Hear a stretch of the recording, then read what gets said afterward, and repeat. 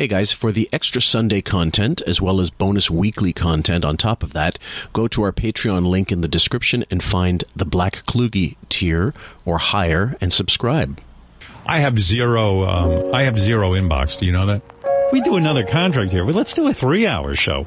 We should be done right now. Well, you're having this negotiation with me. That's the only problem. Well, who am I supposed to negotiate with?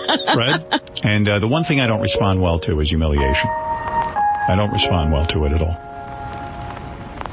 You know, I don't want to be told what a shithead I am. I don't want to. Those days are over. I've suffered enough in this business. I don't need to find out what a shithead I am. Are you ready for this? Cut your hair, man. What'd you do? What's going on? I'm getting old. So what? I can't keep it like yours. Yeah, I'm old too. So what? Yeah, but you're ugly. Thanks. Jesus. What are you saying? I need the hair? You need it. No, you need it.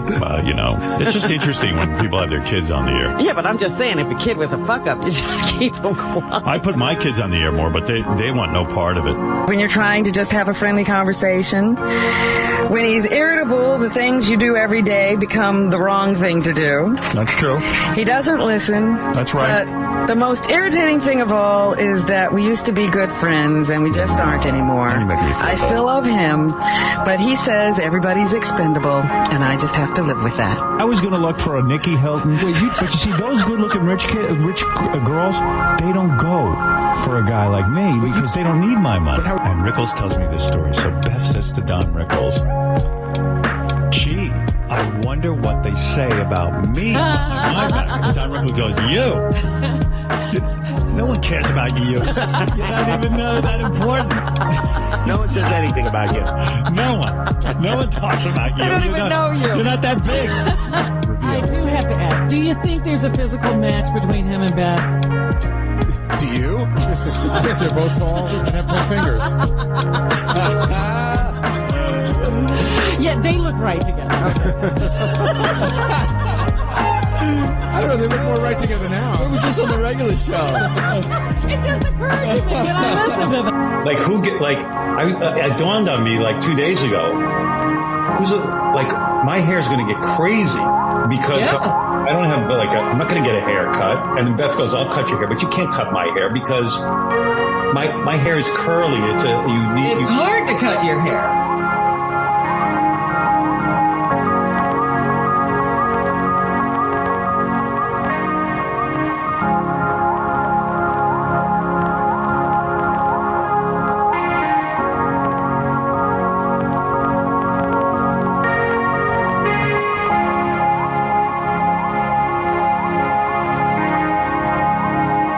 Ladies and gentlemen, to QF podcast about Howard Stern. I'm your host, Jim Fix, aka Fillmore, and with me are Ben and Sam. Welcome, guys. How are you guys feeling today?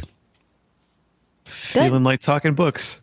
Okay, good. So welcome to Library Supplemental from the QF Book Reading Club. Eventually, we're going to get into the Vegucation of Robin, guys, but in the meantime, we're going to work our way through this tome, and we're now going into units. I'm Professor mode. We're going into chapter 5. He's leaving WRNW. He's going to Hartford, which is WCCC, and so we're going into that, and so he's in between looking for the next big thing constantly. So if I'm not mistaken, the $96 a week thing that he talks about, that was at WRNW, right? Yes, briefly. Yeah, and then he gets basically we'll go into the financials as well, but he also lies about the signal strength of WCCC, which is funny because you can't trust almost anything he says these days because the numbers just don't match up. One moment, guys. So if you're following along in the book, guys, the audio in the last episode,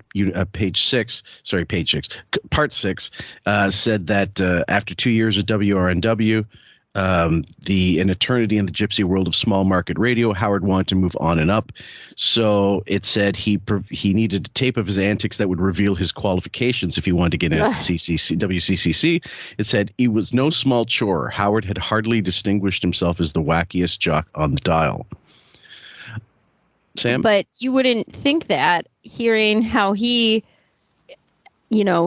says his history was like that. He was just such a wild man that nobody could tame, and everybody wanted to get rid of because of that. It flies in the face of how he talks about himself. Yeah, I mean, it was inauspicious beginnings, and but that doesn't work in the story. I still think Private Parts would have been perfect if he just told the truth. Not perfect, but it would have been at least more realistic. And it gets actually really grating when he mythologizes himself among celebrities to make himself seem like a badass. I really don't appreciate or enjoy that. Yeah. Well, yeah, I think he actually sponges off of them and takes things that are interesting from their own mythologizing of themselves and later on applies it to his own life. And, the whole 10,000 hours thing that he's always talking about now. But, one thing he does toggle and say that his early days, he still does the whole like, oh, my voice sounded different because I was nervous the whole time. In my first 10 years on the radio, I was nervous. And but he will toggle between I was finding out I couldn't do straight radio to I realized I didn't have a good voice, so I had to come up with something. It's funny how he'll constantly, just this past week, he was reflecting on somebody who had a great deep voice. And it's funny to moan about how you don't have a deep voice when you have this voice that people have said, that's not your real voice, is it? And he insists that it is. So how can you complain that your voice isn't deep and also insist that this deep voice we're hearing is yours? I agree with you. And I also don't understand how he gets away with, and nobody presses back on, that concept of a nervous voice means you have a high and tight voice. Now, that can be okay for like maybe a couple statements if you're under pressure or something, Right. But mostly if you have a nervous voice, it's maybe not as boisterous, it's maybe shaky, but there's no way that it accounts for dropping your vocals for octaves lower. I mean, nobody who's nervous that's a performer that sings just says, you know what, I have a nervous voice, and so I'm going to practice, and my voice is going to sound from, let's say, Mariah Carey, who can sing to the highest octaves, to somebody like Toni Braxton, who has that low bass voice. You can't do that. Right. It just doesn't make any sense. You don't go from Barry White to Karen Carpenter inside of Nerves or as a result of, because the truth is, more recently, and when I say recently, I'm talking in the last 4 months, possibly, we clipped, one of us clipped something for a breakdown in which he said, there's some audio glitch or some audio issue, and he goes, it's probably my compression. It's probably my compression settings.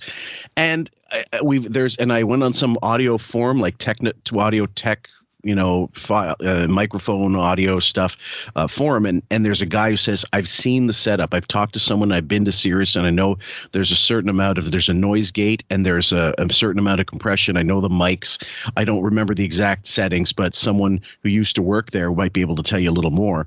And there's without question, his voice has been modulated. My question, the one running question people have is, how does he get his voice to maintain that when on the red carpets and when he's on talk shows? Well, on talk shows, he doesn't. I would say he doesn't. I agree. If you hear his voice when he's talking, as you said, on red carpets, sorry to cut you off, by the way, red carpets and talk shows, he's doing a very obvious gulp, stilted performance. Yes. And, it's one of the reasons why I think he does not like to interact with people in real life, because they're going to get too close and he cannot maintain the appearance for that long. I mean, he can't do the jutting out the jaw thing for very long. He can't do the, keeping his hair hidden at certain angles so you don't see the straight across stitching in the back the voice thing. It's very difficult and tiring for him to maintain it. And, one thing that, just to get back for a second, when he does his imitation of himself with a nervous voice, it doesn't sound anything like what he actually sounds like. He goes in a complete misdirect and does the whole like, oh yeah, Hermit. I talk like this. That's not how you talked. No. That's not, and when you're nervous, you don't talk like that. So anyway, but he always appeals to the emotions of people who would go, oh, well, I'm not going to call you out. I feel bad that you were so nervous, rather than hoping that you won't point out that's not how people talk when they're nervous. It's a lot of like what people say about, no offense, but like Biden's stutter. They say, oh yeah, because he has a stutter. That's why he's forgetting things. No, that's not why he's forgetting things, because he has a stutter. You guys make up excuses for things. And I really don't like when people say, oh yeah, he was nervous. No, it's not because he's nervous. It's because he never sounded like Darth Vader. And now when we do this podcast, especially, and Bob talks about this all the time, and I feel the same way when we listen to a lot of clips of him in succession with that voice, it gives us migraine, because in one side of my ear, I'm hearing this, it's this awful bass in my ear that somehow triggers my headache. And I'm like, I can't deal with this after a certain amount of time. And Bob and I both feel sick when we're done with it. Yeah. The funny thing is because sometimes, and I think this is one of Howard's favorite thing is to get paid for being silent. So he just lets everybody else talk and he just sits there silently. And sometimes these conversations go on for a while and you'll hear multiple people talking. And then he'll weigh in, and I'll always laugh because his voice sounds so fake. The microphone, the settings, it's crunchy. It's it's not at all. And I would assume that a real sound engineer, it would drive them crazy that they aren't consistently mic'd. That one guy is using everything up to 11, and everybody else is keep them normal. I would equate it to like putting on an Instagram filter of yourself constantly while being videotaped normally. It would be like if we're doing this podcast and Fillmore looks like a porcelain doll with perfect, do you remember that photo of Howard? features. Remember that photo that Howard put out to say happy birthday to Robin, and it was him and Beth, except it was a wax figure of Howard that from a different world, 30 years younger. That's what his voice is doing too. I have said before that his voice is photoshopped. Well, I mean, the image is everything, and the Instagram. It's funny you mentioned that, Sam. The Instagram, the way Beth approaches it is no different because it's always angular. It's never a dead-on shot of Howard. It's almost always like side off shoulder. It's just a bit of the hair, a bit of the nose, but not enough of the hair to see the netting or to see that the sometimes. Ben, did you ever see that? Did you ever see that video compilation that I found? On Streamable that it illustrates him via the Howard TV or whatever it's called now on his own app with the wig pulled back. And it's just random clips that they released where you could see it's clearly gone so far back. You can see all along here. Oh, wow. No, I haven't seen that. Okay, let me just pull it up, and I will not provide the visual for you guys because I think we already have done it. But let me just, when I get to it, I'll turn down the sound. Usually, can't you also tell that it's just had no sunlight, no sun exposure? There's parts of his hair, so there's his skin. Suddenly. God. Oh yeah.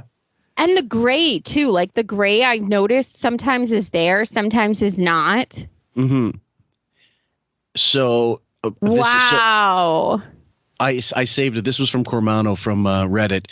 And so this is, I think, some September from 2021. He's taken a couple vids from different days.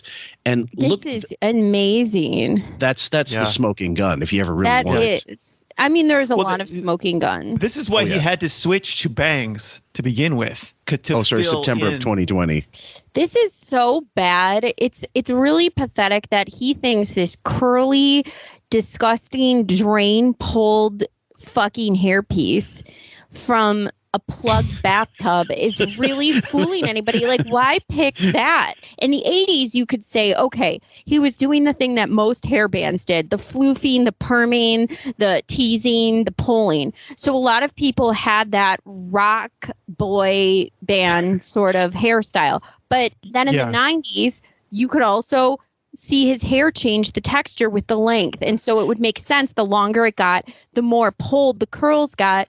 So it looked longer and leaner in his hair. But then back to this.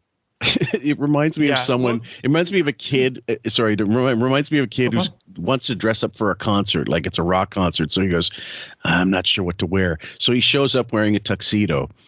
And then it's like having heavy metal concerts. Shows up wearing a tuxedo, and then he decides, man, this isn't cutting it. This isn't going to work. So he goes backstage, or he goes somewhere, and then he decides, I'm going to put on a suit of armor. And then so he's there, and it completely incongruous with the time, the location, the place, and with Howard, the whole hair thing. I mean, we had Joe, what's his name? God rest his soul, Jay Thomas. And he was one of the few people in studio said, when are you going to get rid of the hair? Like, he goes, don't you think at a certain point and he said, what do you mean? I'm going to keep it on until, and it was the only time, and he admitted it at the end of the interview when he was talking to Greg, the camera guy, said, I like to go in there and like hit at someone's insecurities. Just, I know that Howard's probably going to spend a week in the therapist talking about what I said about his hair. And that's exactly right. So why he believes, well, it's the emperor's new clothes. No one thinks they should tell him anything. God only knows what Beth says to him. She treads very lightly. She treads. Well, the former lead singer of Quiet Riot, Kevin Dubrow, had the same hair system that Howard has. If you Google his name, in fact, I can't share screen here. I don't think I would show you guys. And someone even went and did a tweet that says bald stern, no Twitter. The guy on the right. Oh man! So it is literally, and if you even look at the old pictures of him, film or like 1, 2, 3, 4, 5, 6 down, that looks like his hair system in the 80s. See that how one the parts that's like are identical and the cascading. Yeah. Look at the one that's 1, 2, 3, 4, 5 down. That's the exact 80s one he had. Go up, Fillmore. Which See that one that says that pin, the metal and classic, right next to the one where he's like got the big mouth open? Yeah, that's exactly the one he had in the 80s. Yeah, it is. And if you look at the one with where he's got the mouth open, you see his hair's really thin. Right there you go. You see he's losing it there. And then of course down here you can see. But wouldn't you think you were looking at Howard down there at the bottom right? Yes. Yeah, they have the same incredible secret. They have the same secret. You're right.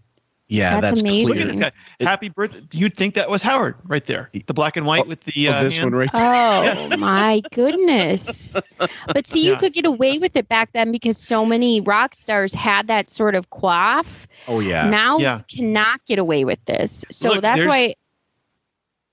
Right there, that picture of Howard, they have the similar hair thing going on where the thin wisps. It's unbelievable. So he went from that part that I always said you could file, you could shelve a book into, because that part was so big, to eventually creating bangs. And this was not good. We've got, and I keep promoing, and I should probably shut the fuck up about it. But Spencer Coburn, the hair guy, has agreed to do an interview with us in late summer. Spencer Coburn? Is his name? Yes. Spencer Coburn. He's got the same last name as Tony Coburn? Coburn. Oh, Coburn. It's The Bald Truth. That's the name of his show. It's on YouTube. He's got his own channel, a couple channels for some reason. And he had an experience, and he talked about it. And he said that when they mentioned a caller came in and talked about seeing Howard's hair when she saw Howard in an elevator, and she saw some netting or something. And then she brought it up on the air, and of course they addressed it. And then they got a call from Howard's management saying, "Don't ever talk about his hair again." They got in trouble. I'm sure you remember this, Ben. Yeah. Did you guys ever see my little? Let me open up my YouTube and I'll send you a link. Okay. It's I wasn't expecting us to be on the hair stuff for so long, but let me go to. It's a detour. You know you're an annoying bitch. Do you know that? Yes. Do you know you're an annoying bitch? Are you? Are you gonna stop being an annoying bitch? Never. Are you an annoying bitch? Never. Are you? Yes, I love it. Oh, she's not even ticklish. No. Hey, Ralph, help me. Ow, she's ripping my hair out of my head. Oh. Good move, Rhonda. Good move. What about her feet? Are her feet ticklish? She's biting his hair. Ow! What is she doing? She's ripping my hair out of my head. And pulling out strands. Stupid bitch. Oh my God. Stupid filth. You filth. He said, "You stupid bitch." You are filth. Howard, you're letting her beat you up while she's tied up. She's tied up and she ripped all the hair out of my head. How And here fast? she's talking. Listen. Listen to what she says. This is the key point. I don't know, but did you see that clunk of hair that I got in my mouth? It was like a weird texture, though. He's got weird textured hair. I don't know about that. But Yeah. One day, though, he veered in that direction, possibly to prepare himself or capture on tape a few morning riffs that might impress WCCC. As Bruce Figler drove home from doing WRNW's overnight show, he listened to Howard, who had traded shifts that day with the station's regular morning men. Neil Young had released a new album, Comes a Time, which contained a standout tune, Four Strong Winds. Although the song was a wistful take on time past, Howard told his listeners that Four Strong Winds was about flatulence. Yeah, big surprise. Here it was between 6 and 7 in the morning, and Howard's doing farting routines on the air, Figler recalled. I wondered if he had gone off the deep end. So Figler added, I think he had heard of the opening in Hartford, arranged to work in the morning, and then sent them a demo tape of that show. He knew that none of our bosses would be listening at that hour. So, yeah, go ahead, Sam. It's interesting about the Neil Young comment, because if we remember the summit, the big summit stage thing, and he said Neil Young shouldn't be able to shit without thinking about me. Mm-hmm. and it's incredible, because this is what he did with Neil Young's one of his most popular releases. Right. So I'm the biggest Neil Young fan.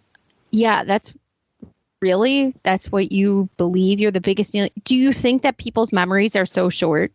And by the way, I think they're really overselling this flatulence humor. Yeah.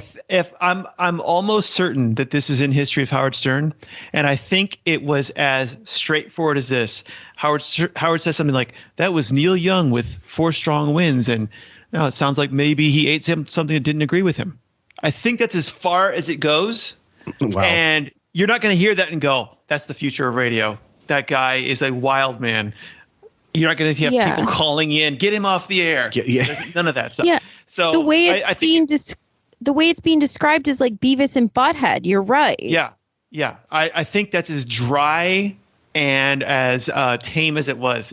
If I can find it, Fillmore, I'll send it to you, and you can splice it in. Okay. Whatever tape Howard put together reached WCCC program director Bill Nozel. It was nothing special, Nozel said, but there was something about him that I liked. And Howard was persistent. He kept calling and calling. I finally had him up for an interview and an audition. If I recall correctly, his show was quite mediocre and I wasn't interested in him. But he kept bugging me so that I had him back for a second taping. He wore me down, and we hired him. This reminds me of his angle in the summit of how he said, when people say no, what do? You're like, you have to be like Jehovah's Witnesses. You have to keep knocking. You have to keep pressing these people. You have to wear them down.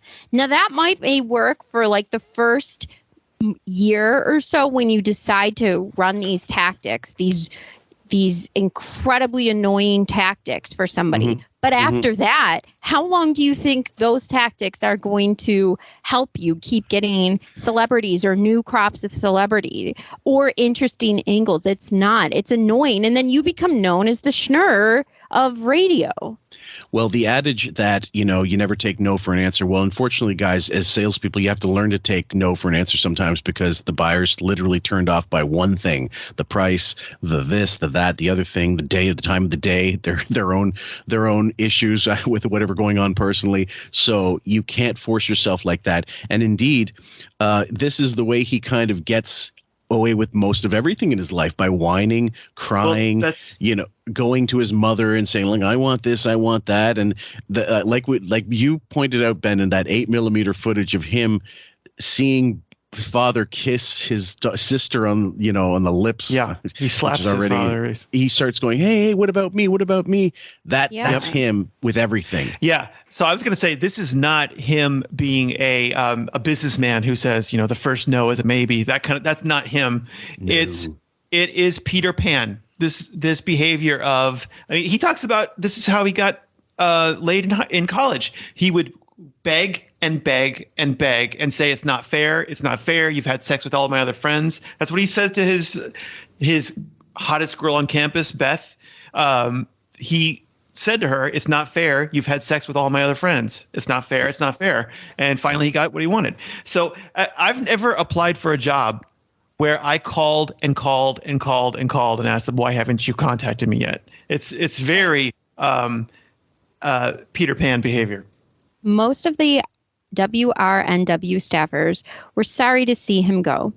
Quote, "He was the nicest guy I ever worked for," end quote, Figler said. Quote, "I don't remember him getting mad at anyone. He was a sweetheart of a guy," end quote.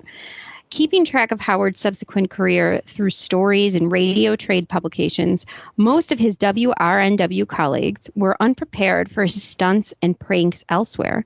The mellow, how weird they had known did not seem to harbor a grand ambition to be an outrageous air personality. Quote, "What was surprising is that he parlayed so successfully the kind of off-air juvenile adolescent bathroom humor that most of us had used and left behind," Barbara Malmet said. On closer, I hope my voice doesn't go like Howard's because I'm nervous. On closer examination, it was easy to see that the freewheeling, often anarchic, and always colorful world of WRNW had been a unique breeding ground for Howard's latest outrageousness. Quote, "He was not yet confident or courageous enough and or dopey enough to reveal that side of himself," brackets on the air, Jeff Levinson said. He used those 2 years to explore parts of himself that he thought would fly professionally, thereby establishing a connection between the scruffy station and the radio superstar he would become. I think that's mythologizing. Yeah. He was not using those 2 years to experiment and find himself. He saw that they needed a wacky morning man, so he scrambled to create what he thought was a wacky morning, because he was not a student of radio that he always claims he was. He had no idea what other radio stations were doing at the time. He would soon find out. It actually is incredible, the fact that he had so much opportunity to research this before he got into the field based on his father's connections, and didn't do that. He didn't do the homework for anything. With that library of stuff that they had at Briarcliff Manor, I would have memorized every fucking liner note of every album, so that when I went to the next place, I'd have this vast knowledge of music, and I could build on that, being like a deep cuts guy or something like that. Because a lot of those people did make names for themselves and then go on to other things and became it. But if you had the goods, if you had a good voice, if you were good on the air, if people liked you, likability was most of it. And I don't think he was ever likable. It was all just controversy first, likability, talent, and effort second. And you see how he appreciated Meg and was jealous of those type of DJs who had this knowledge of different music, who were bringing cutting edge stuff to the table. And knowing that he didn't have that, instead of studying this and trying to understand it better, and he appreciated it, but he didn't do anything with it. He didn't bother to try to become that person. He didn't bother to try to listen to the music. He wasn't interested in this stuff. So that's why I think these 2 years he was working on, that's bullshit. Everything in his career has been he's always wanted a shortcut to whatever bit of fame he could get higher up, whatever. When Chicago Bob and I were just going through the interview show from the 1991-1992 part of his whole, the interviews he did with especially Grace Slick. And we're going to start doing a series on them when Deborah gets back, because they're so unbelievably awful. And I find it fascinating that he had 5 years after the failure of the Fox pilots to put something together and never learned a single thing. Did you hear him, Fillmore, this week say that he turned down Fox? Yeah. Yes. We covered that. There's a way earlier audio than that when Tommy from Malden calls in and says, he goes, "I was offered to go up against Johnny Carson. I turned it down." When we did the Arsenio versus Howard episode, which the uncut version is. I know you don't listen back to podcasts, especially ones you record, Ben, but you definitely should give that one a try, because we're clip heavy, and it's the full version on the podcast, not the YouTube one, because it was cut. We included his more recent interview with Arsenio, and I mean, he goes from, I didn't want to work for them, and, oh, they didn't give me money for my set, and, oh, and then he said, oh, they threw me out. No, they escorted him out. You know, and Gary, the whole Gary on the plane. It's one of my favorite episodes to re-listen to. Yeah, well, he just, at that time had happened to have the FCC ruling come out for the first time that basically said, we're issuing you a warning. It really was a warning. It was not a fine. Yeah. And he was able to take that and tell his audience that the reason why Fox pulled is because they got so scared of the FCC coming out against him. And of course, that wasn't the case. He went on the air. I mean, when you go back and listen to some of these things and you know what the truth is, it really is interesting to hear how a con artist will jump on things, get ahead of them immediately, craft the story for you before, no need for you to explore this any further. I've just given you every detail. Why would you need to ask any questions? Play with time. It's very interesting. And he's not that bright to begin with. So I was going to say, it's all made easier for him because his soundboard is just bouncing back his own take. So Robin's going, yeah, they do that. So it's not like someone's grilling him. So he's explaining his side to people who are going to echo his side. I agree. He reminds me, a lot of, I guess I could say, models of the 90s and people who actually had to do the work in runways and stuff are upset by Instagram models now just showing their face on a social media site. And then all of a sudden they're in a Versace runway in Paris Fashion Week. It's enraging to a lot of them who put in this work, and now they're being shortcut by social media people who have filters, who have a following, who walk like a fucking wounded deer on the runway. It's embarrassing. And so I see him a lot as like the first person who bullshitted their way into industry, like one of the first people in his realm. He is like a fucking Instagram model, but not hot. Know about Billboard magazine. I knew so little. It was like wow, where do you go to get jobs? I don't even know, but there it was. 50,000 watt FM and AM combo. He's also incredibly wrong. It's actually 23,000 watts, and it wasn't always 23,000 watts. I believe they upped it in 2000, so it was probably way less at that time. When you're talking, should I do that? I didn't know that. I didn't know that he had doubled their reach. Yes. Wow. Yeah, absolutely. Broadcasting to Southern New England, and I'd heard the station traveling back and forth, and I go up and I auditioned. I never auditioned in my life. The program director was Bill Nozzle. He says, go in a room, pick out some records, and do a show. Let me hear what you be. The morning man. They're looking for a funny morning man. I go in, and I sucked. I didn't know what to do. And I didn't get a call from him. And I was kicking myself. I said, I could have been funny. So this time I called him and I said, just give me one more shot. He goes, it's not happening. I go, give me just another shot. And I went in and I played Stevie Wonder, and I said something over the record like, I think his favorite color is corduroy or something dumb like that. And I started to play Robert.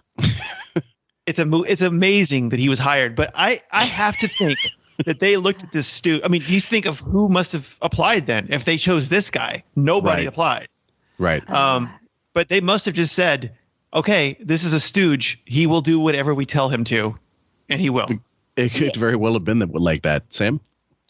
Ben's right, because you can imagine if he's the one hounding them for a job and the desperation, they can smell that and probably say, okay, even though he sucks, he's going to do whatever we want. He's going to be the most malleable person, and we can give him whatever we say we're going to give him. We're going to do whatever we want to do, and he's going to listen. He's going to be a yes man to the end. And if he's also desperate, like most of his staff end up being when he gets to be, quote, Howard Stern, unquote, then they can pay him so little, like compared to someone who's a tried and tested, like radio veteran or something, or somebody with a huge CV. They see that he's got no experience. That's exactly what they're looking for. They're looking for a stooge. So he ends up saying that he played a Robert Klein album. So Robert Klein was responsible for him getting a job.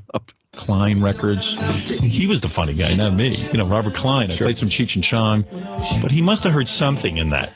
audition. And then I got on the air, and here I am broadcasting, first time with ratings and the whole thing, WRNW didn't have any ratings.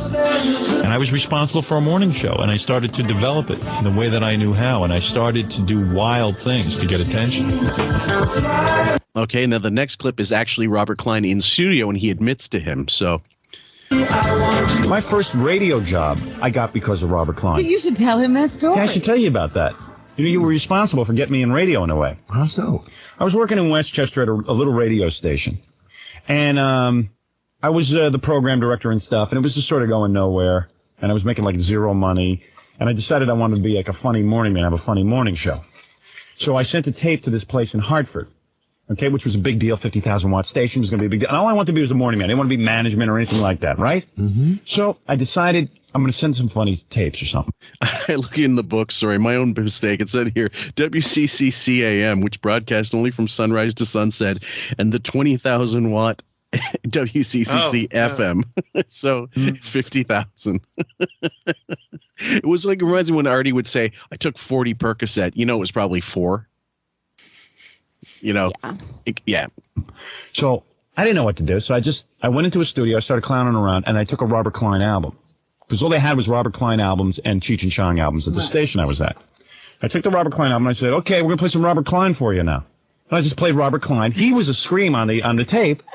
And they hired you. And they hired me. They sent that to the program director, and he hired me. He said he thought it was pretty funny stuff. Yeah. I didn't do a funny thing on the whole damn album. You know, it was the album that was funny, but he liked that I picked up the album and started playing it. And because of you, I owe you my radio career. So there it is. But that's a nice story. Okay, so there's that. And now there's some WCCC info, which I believe is the beginning of Chapter 5, guys. If Howard was going to stand out on Hartford's radio dial, it had to be on the strength of his own creativity and self-marketing. His employer operated too frugally to promote him into stardom on the 2 stations that simulcast his morning program in competition with rock outlet WHCN-FM. WCCC-AM, which broadcast only from sunrise to sunset, and the 20,000-watt WCCC-FM, which simulcast most of the AM programming, were the sole radio properties of Greater Hartford Communications Corp.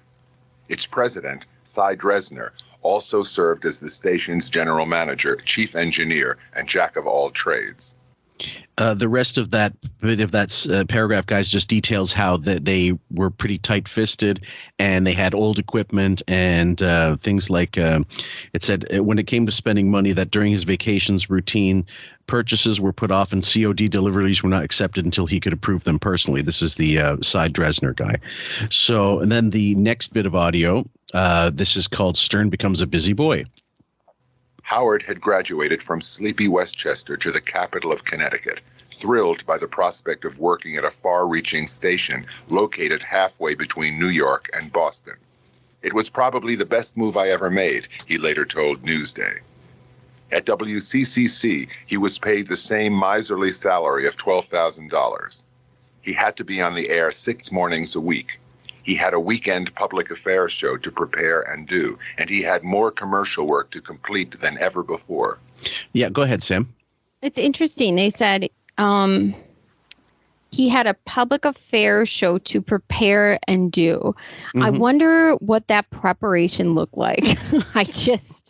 Because you see how he prepares now for anything, and I just have a hard time believing that he was sitting there, gulping up public affairs and studying them. I would say arguably this is the first job where he actually had to do a lot of work, like really had to do any kind of work and was solely responsible. He didn't have a backup crew. He didn't have a cleanup crew. What we hear later on is that Fred helped him with clean up his records, which he admits later on his own show. But I'm like, so you needed someone to wipe your ass for you everywhere you went.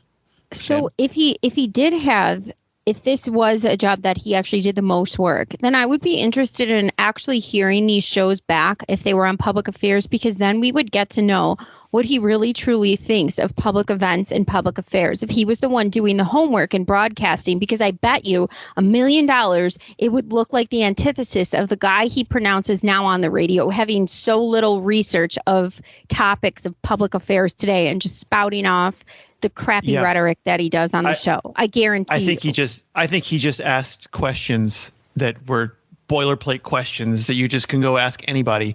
I mean, he was recalling this week that he would do like a car dealership owner and things like that. It wasn't like, I mean, he'll talk to an activist or two, but I don't think he showed any personality in those. It wasn't like the Howard Stern interviews you're talking about reviewing.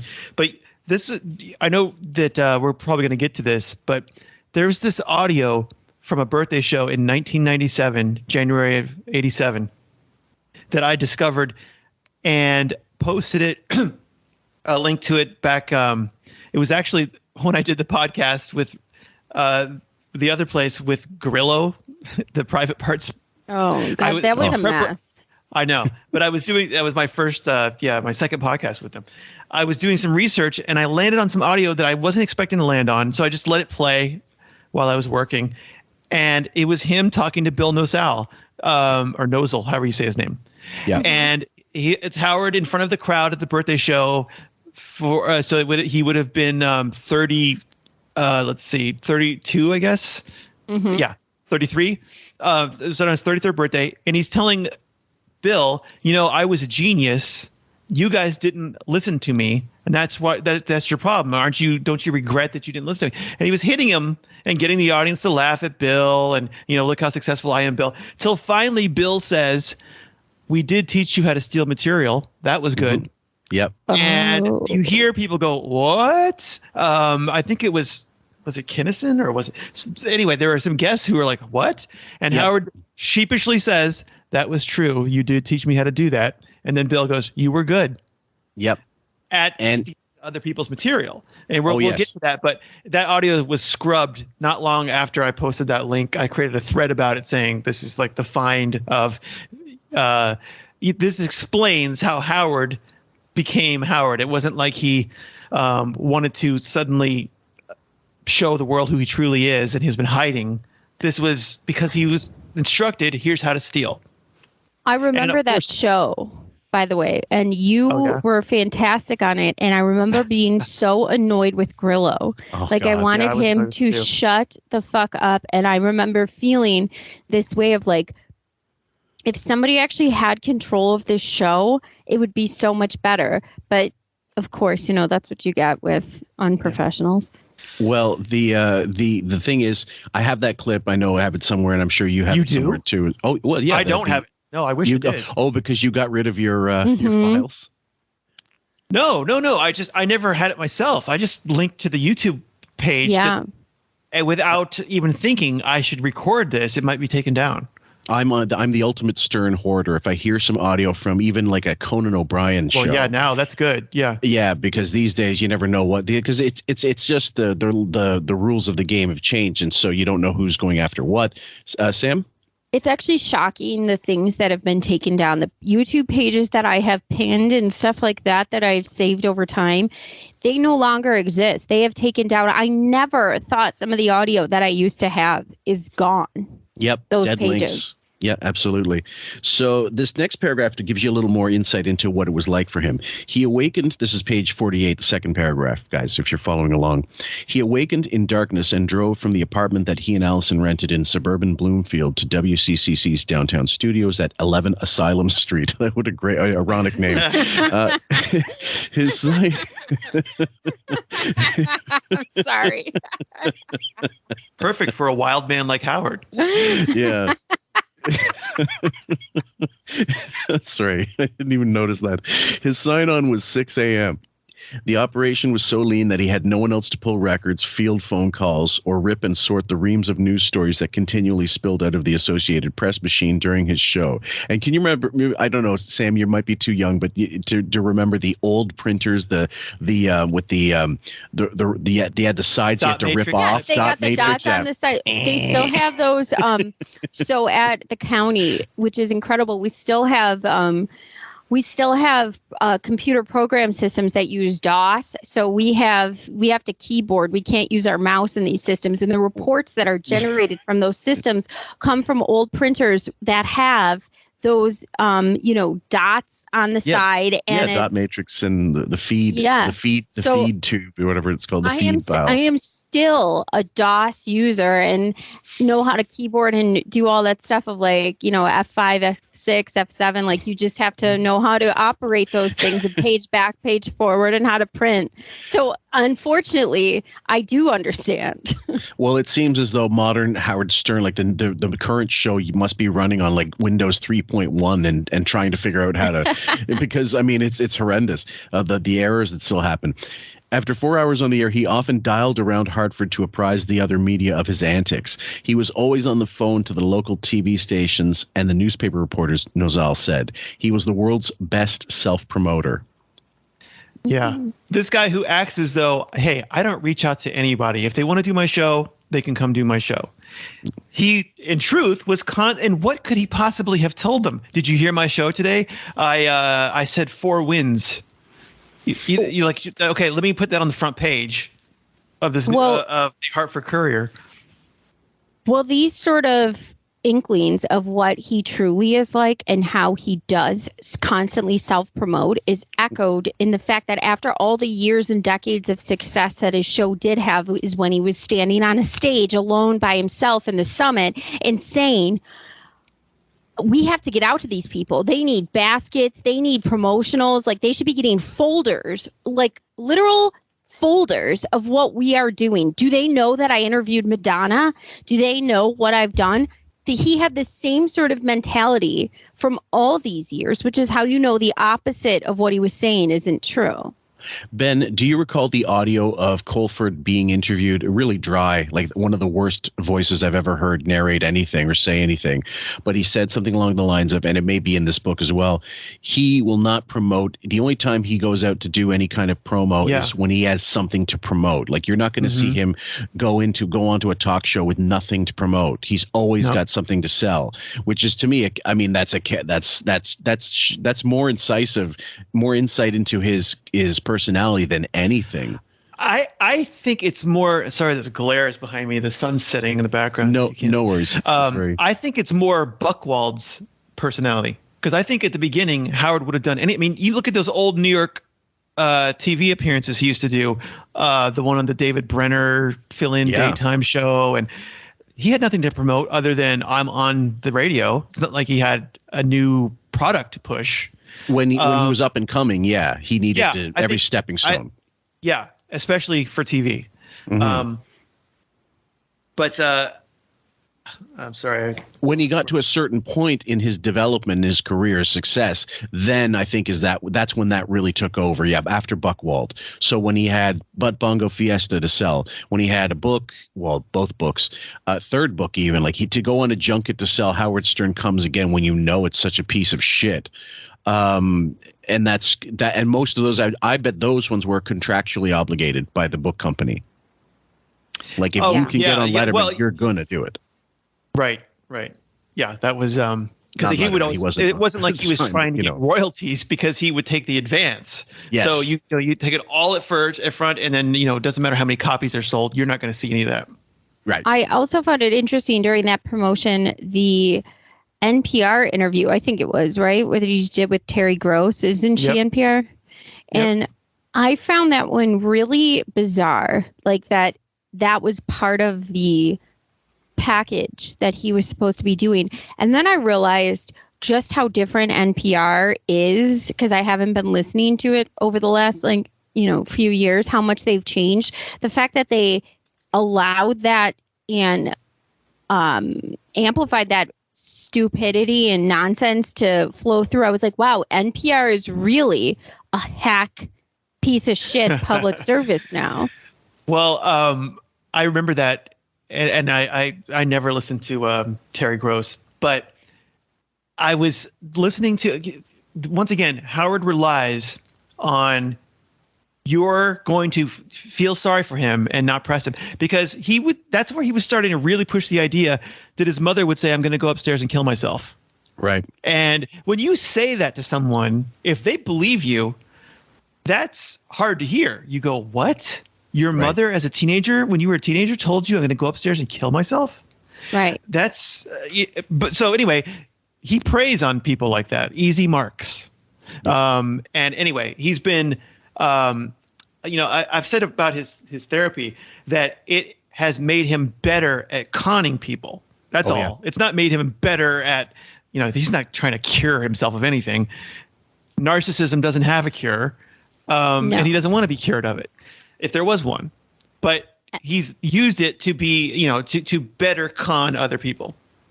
That shocking awe that he did in that interview with Terry Gross is amazing too, because like you said, you say something so shocking like that, you would obviously react in the certain ways that Terry did. But if you're a fan and you know this, then you would say, why if something like that, that's so critical to how you ended up as a person that hurt you so badly, why would you then for years on end make fun of that person, if not more, then sympathize with them, then try to help them or heal them? You could say the same thing about your co-worker who was molested as a kid. If that's the truth, why do you constantly make jokes about it and laugh at it and have song parodies about it and so on? And why does she laugh about it? And nobody challenges them. They listen to this. They listen to these sob stories as if the rest of it didn't happen, as if the rest of the stuff that you guys put on the radio about mocking it didn't happen. It's so annoying. Yeah. Ben, I don't know if you've heard the audio, but Deborah and I, one of our contributors, we covered the appearance of Robin's parents in the studio. And yeah, I remember. If it's the same audio I've heard, Howard and Jackie were stunned to see them come in. They couldn't. It was the most uncomfortable feeling audibly. I mean, I'm trying to think of similar experiences on the show. Maybe when John Kay came in and they sandbagged Billy and brought in John Kay from Ren and Stimpy. That was another example of, because Billy wouldn't give them anything, and he was really just matter of fact, quiet, and didn't get angry, which is what Howard was hoping for. That was equally uncomfortable, but not quite as, I wouldn't say equally. It was almost as uncomfortable. But that her parents coming in, I couldn't believe it when I heard the audio myself. Just to listen to it. If I remember right, she was going to go and show them how she rides her horse. Yes, but she was going to have them at a hotel, not at her own house. And that she had them like picked up in a car and presented them with flowers when they if I remember this right. Right. So yeah, I did a lot of research whenever I first read her book, Quivers of Life, when I did a thread breaking it all down. And in some of my research, I found that audio and I just said, oh, I got to hear this. I don't remember it. And if I had heard it, I hadn't read the book and had no opinion. I just took whatever she said as true. And my opinion changed after reading the book. And when you hear the way she is, they start, if I remember this right, they go, I don't even know what I should say to your father. And she says something like, oh, my father wouldn't know what you're talking about anyway. My father suffers from dementia or whatever it might be. So don't even bring up anything that you're thinking of, because he won't know what you're talking about. What a convenient out. Mm-hmm. But the mother would. And it's so bizarre. And the mother denied it. Yeah. It is just so bizarre that whole situation. I remember thinking to myself when I heard that audio, this is exactly how we would be like all the horrible things that you've said, and now they're getting the red carpet treatment almost in a way. It was just amazing. Well, yeah, and basically Deborah and I came to the same conclusion. It was all about Robin wanting to show, I'm a big shot. Look at me, and it was all about teaching them. Look at this is who you raised, Queen Ophelia. And then years later, don't you remember she had her family over for some holiday? And I love that clip. Remember, she said they did the prayer. Thank you. And Robin was irate about this.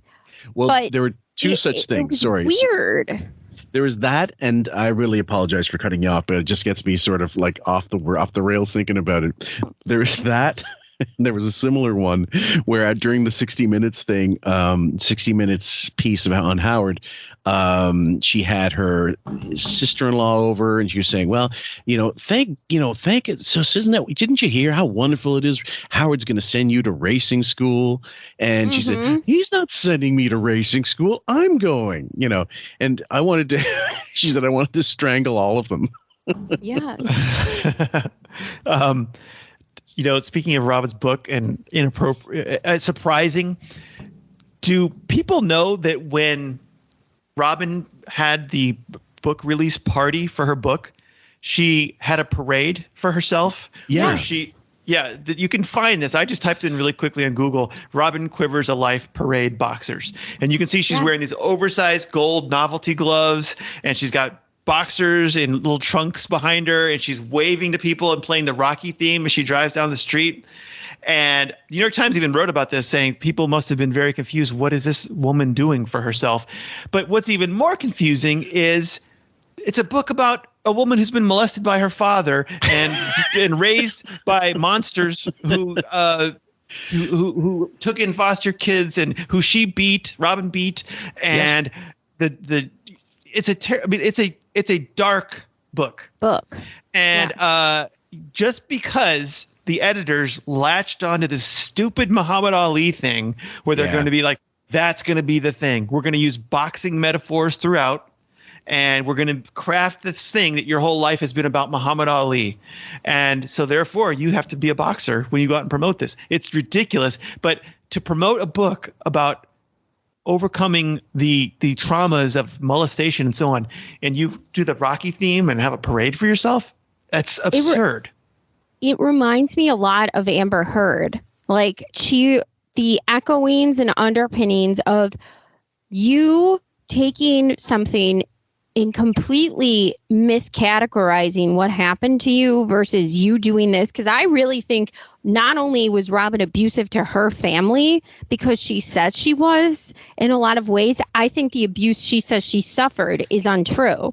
So I look at her a lot like Amber Heard. And Amber Heard paraded herself around as this victim, which she was not. Mm-hmm. And I think that it's a lot of the similar underpinnings. And Robin looked ridiculous and nobody knew. But I do think if you remember Howard going out for his book promotions or movie promotions, remember he would sit on a king's throne and he would be, it would be like a Cecil B. DeMille movie. He would be like paraded around, standing up, and like you have these slaves like underneath him carrying him around. It was insane. I think that was the funeral in LA. I think that was the funeral for the guys in LA But they had him hoisted up in a chair and they had him carried around. I think they did like an emperor theme for that. And because, in Philly, when they did DeBella's funeral, they did a theme and it was priests and DeBella was like a hangman. I mean, I'm sorry. Was it supposed to be beheaded or something like that? But it was like a priest thing. They came out wearing robes and all that kind of stuff.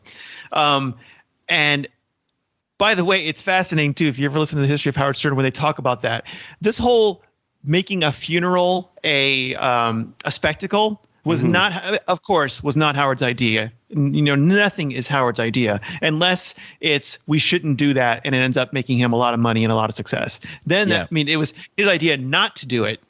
But anyway, his idea that he pitched on the air was we should show up wearing our leather jackets with pins that say like DeBella sucks. And that's it. The program director, Andy Bloom in Philly, says, no, you should have a real funeral and, declare yourselves the killer of DeBella. But so Howard has no original ideas. Anyway, sorry to.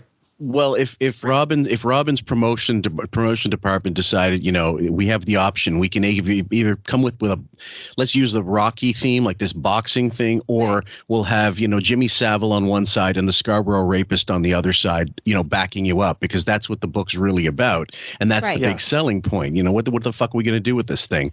And I can't imagine, like, the one last thing about that book, I cannot believe for a minute that the crew didn't savage that fucking book more than they did, because no one believed it. Not a single person believed anything in the book. The only problem is that it requires reading, and I don't see that crew being big read. I mean, Fred probably read it, and Billy probably read highlighted. Maybe Billy. Was Billy still there at that point? Yeah, he was. He was? Okay. Yeah. But I love talking about this book. Yeah. Book. Yeah. It's fascinating. I get annoyed. I get annoyed when people buy into it, when they read it and they believe it.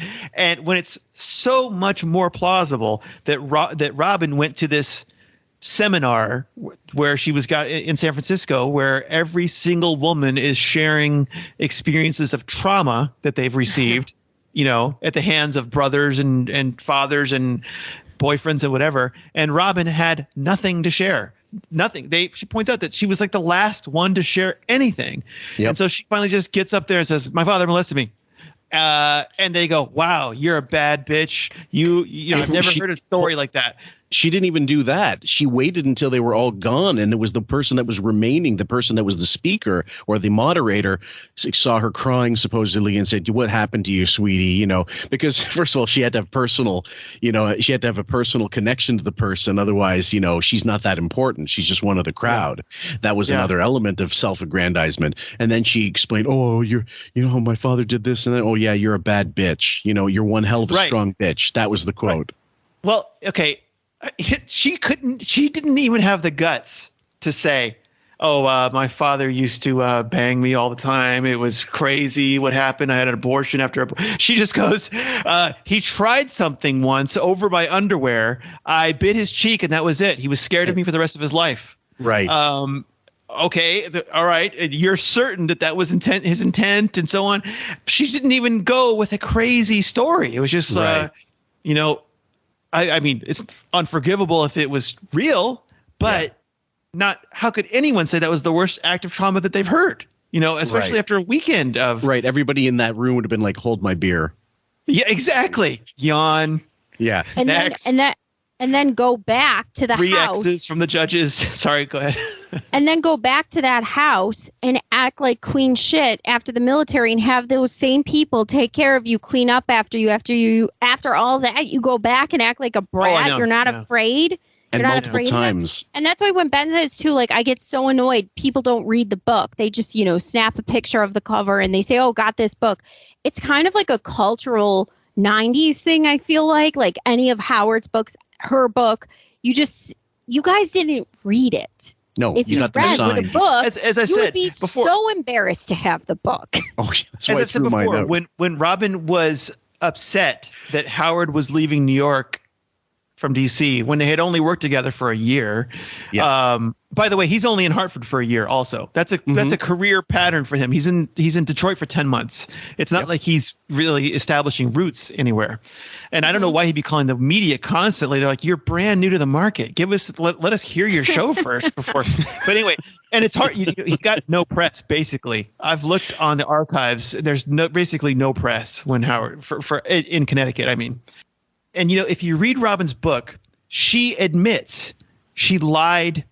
She claims she lied about Howard being racist to a magazine, to Washingtonian magazine, I think it was, because they were splitting up and she was leaving and going back to, I think she was going to Pennsylvania or she was going back to Baltimore.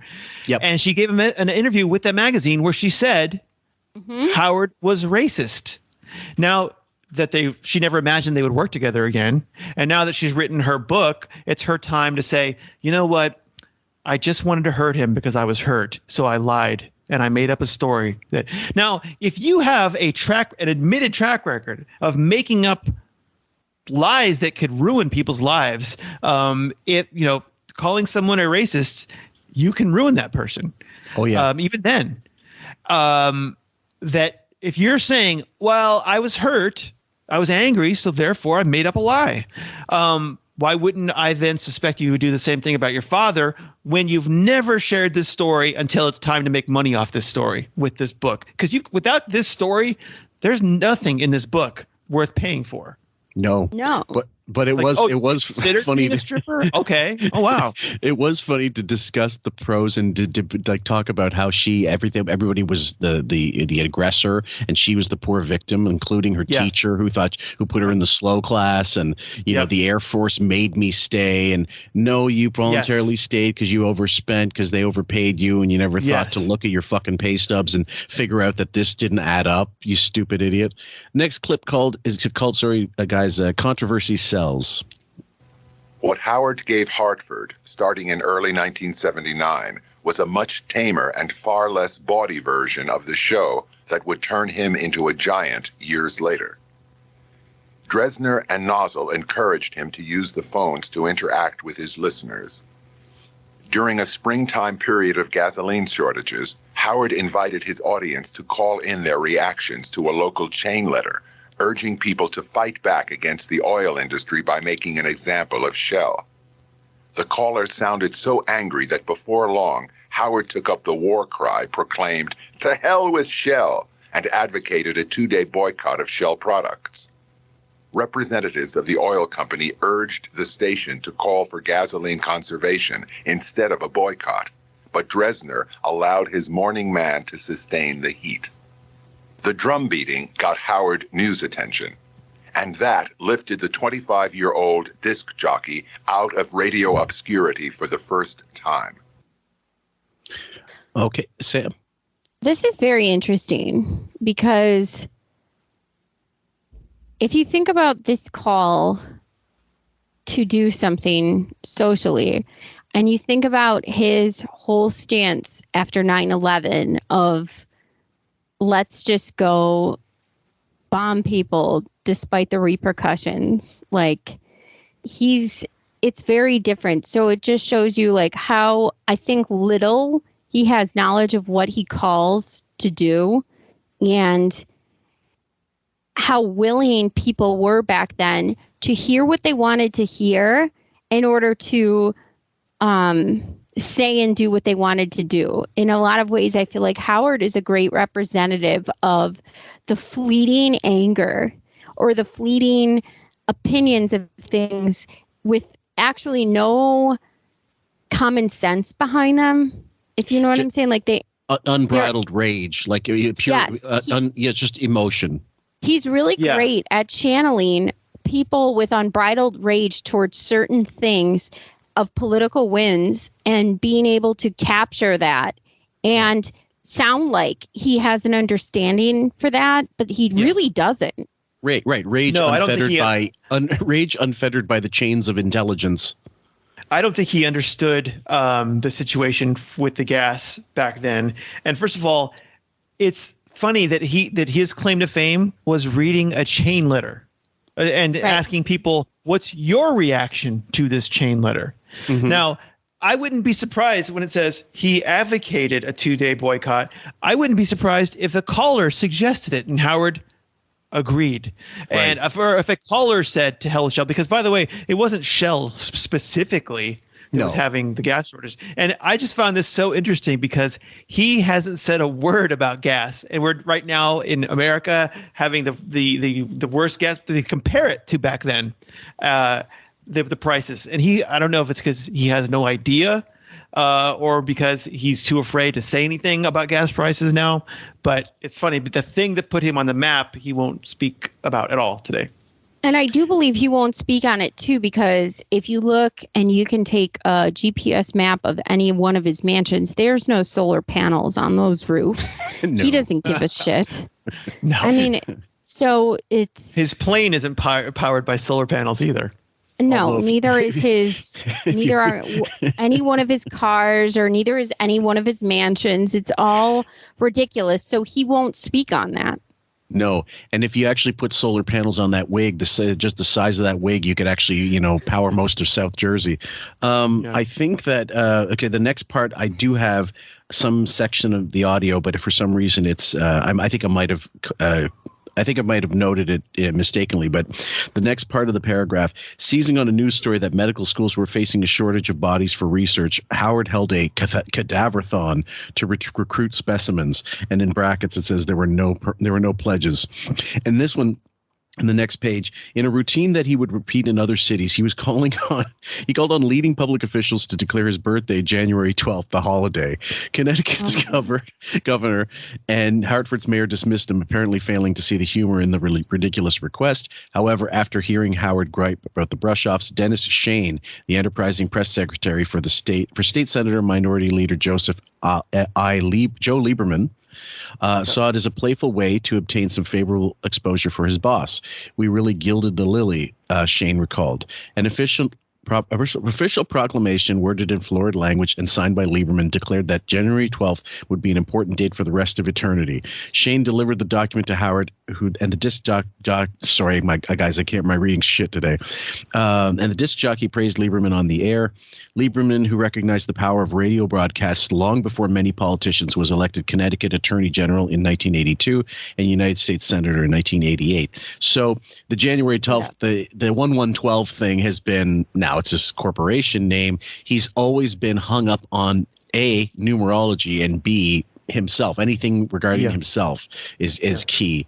Yeah, I will say, living in New York, Stern was always he became ingrained in a lot of ways with politicians in New York for a lot of years, and I remember this. And I also know that how little effect now he has, because you see people through the, he had Cuomo on, and then when Cuomo became dejected and taken off, you don't see Kathy Hochul going on Stern promoting herself. You don't see her. You don't see him talking about the fact that her second lieutenant general, who is now reprimanded on charges and taken off the ballot, and so she had to get a congressman to be her second lieutenant. He doesn't talk about any of that. So he's pretty much what somebody who was so ingrained in this stuff, like Giuliani or Pataki or Lieberman, he's not the voice and the pulse of this New York political movements anymore. Well, I think after the Cuomo thing, the most political thing you'll hear from him is how hot Jen Psaki is. That's as far as he's gone. Yeah, he's been very quiet about her replacement. That's right, and I believe that the Cuomo, like putting all his marbles, pardon the expression, behind Cuomo, he's afraid of backing the next person whose scandal is just around the corner. And that's why I don't think he talks about anybody anymore. It's all just COVID and whatever. Now, it could be as simple as he's just not interested anyway. There's no one cute enough in office for him to lust after. But he's never been political anyway, which is one reason why we don't bother talking about politics on where Stern is involved, because he's not. He's a pussy willow. He literally bends with the wind. I disagree with you. I think he was political when it was advantageous and on a side that could mobilize. But now that he doesn't have the reach anymore, and I think he subconsciously knows that, he will rarely do this. And when he does do this, he knows it's on the safe side of celebrity. And when he knows he's saying something that's popular within the culture of celebrity, but he doesn't actually believe in what he's saying, or he's misinformed or uninformed, which is why he didn't say anything about Cuomo's replacement and why he hasn't said anything about her second in charge being under indictment. He doesn't know or doesn't care. Well, when I say not political, I mean he has no conviction in any one way, as long as, in terms of someone being true to what their core belief system is. Like if you believe you're left wing, you go left wing all the time. You believe you're right wing, you go right wing all the time, etc. Or if you're centrist and you see both sides, you make that known. And I never understood the logic of not allowing for, during the Trump-Hillary campaign, why wouldn't you invite both of them to your show on separate days? Let's literally say you could. Why you can get have puppet versions of them. I guess, yeah. I mean, like I would, if it were me, I would say, fuck, have them both on, because it'll just be, it'll be huge. And the other thing, that way, first of all, you're not alienating your audience, or you shouldn't be anyway, because most people, if they're smart, would say, well, yeah, they both have a right to be on this show and that show and speak their piece. It's campaign time. That's normal. So he was afraid. He also has he's got values that weigh in both directions. Mm-hmm. He values abortion just as much as he values guns. And those usually are politically opposite takes, values. Right. So and he straddles that line, and I don't think that's an act. I mean, I think he truly does love both of those things. Sure. But fewer kids, the better. But it's enabled people from both sides to see in him things that reflect their values back at them. Right. So, conservative politicians would latch onto him and liberal politicians would latch onto him. So it's really weird how they've both turned to him for, in the 90s, it was more conservative politicians who were calling in and talking to him. And then later on it became, Cuomo and Hillary. The View. Oh, yeah. I mean, he is the View now. Yeah. Yeah. So the next one is called A Beatle Incarcerated. And this makes reference to Paul McCartney, of course, getting busted for weed possession in Japan when he and Wings were there touring. In January 1980, when Paul McCartney was arrested in Tokyo for possession of marijuana and jailed, Howard seized the opportunity to seek contact with the former Beatle and to protest his treatment to whomever else he could reach on the phone. So that's page 49 for those of you following along.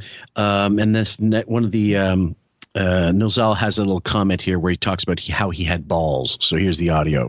He had balls. He wasn't afraid to try things, Nozzle said. In a world of homogenous morning shows, Howard began to stand out. And the next clip, guys, if I'm not mistaken, is called Enter Nukas. So Fred Norris enters the picture, and this is the establishment of their relationship together as such as it was back then. Lacking a newsperson to play off, Howard brainstormed ideas for his 4-hour program during nightly phone conversations with Nozzle. Howard also enlisted the help of a nighttime disc jockey at WCCC, Fred Norris. Norris had a facile way with voices that enabled him to impersonate celebrities, such as nasal-toned sportscaster Howard Cosell, when the morning man needed an extra player at short notice.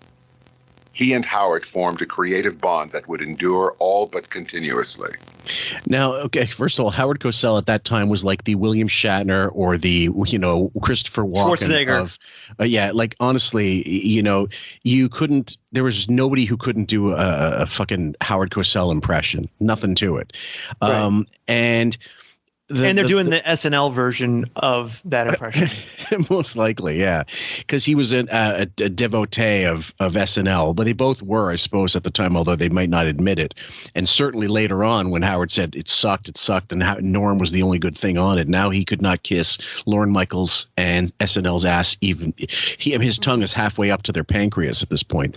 But so the whole point is Fred was doing overnights, and when his shift was over, Howard was starting in the morning, and there would be a little overlap. So he'd be like a Billy West. He was Billy West before there was Billy, coming in to do the odd voices, whatever, maybe to help him get started. But it was volunteer schlepping. It made me think, so this is where one of the ways where Howard learned, I don't have to fucking pay some people to do jobs for me. And help me out. And I think we established in earlier parts of this where he decided anybody can be on the air, a janitor, anybody, as long as I got someone else in here. I think very early on he realized I need someone else on the air. It doesn't matter who it is, but I need somebody else because I can't do this by myself. Or it was informed to him by Ben Stern many times. You're bad on the air. You need to interact. And I think there will be a clip where Ben tells him, he gives him some praise. I've got that for sure clip from the history of Howard Stern. So this one is called Norris Intel. Give me a sec, guys. While the pay was low and the hours were long, Stern admits there was one good thing about Hartford, meeting future radio partner Fred Norris. I grew up in a town called Manchester, Connecticut. It used to be sort of suburban. Where I grew up was more farming, and now it's nothing but mall after mall after mall after mall. No offense, Manchester, you've really gone downhill. I wasn't allowed to watch TV. It's not because I was Amish. My brother was a terrible student. And my mother had the brilliant idea, I don't know, there was no separate but equal in our household. It was like, since he sucked at school, we both had to study. So we watched no television at night. So when everybody was talking about Batman or talking about this, I was like, I had nothing to say about that. So instead, I read a lot of books, and there's been a lot made of all of the useless knowledge that I know. That's why I know it, because I had nothing else to do. It was before I could discover, masturbation or anything like that. Yep. Sam? I think this is, although it sounds stupid, it's telling because Fred is often, you can tell he's smarter than Howard, but he uses him and he's able to abuse him because of Fred's upbringing. Mm-hmm. And so Howard, like we've said, cultivates people, and he gets them into their fold like an Artie or a Fred, and he can smell their weakness and how he can puppet them to do what they want. And Fred, although maybe smarter, although maybe, able to speak up against some of the things that he does, he won't do it because he is a dog. Yeah, he's and weak-willed. A trained dog. Mm-hmm.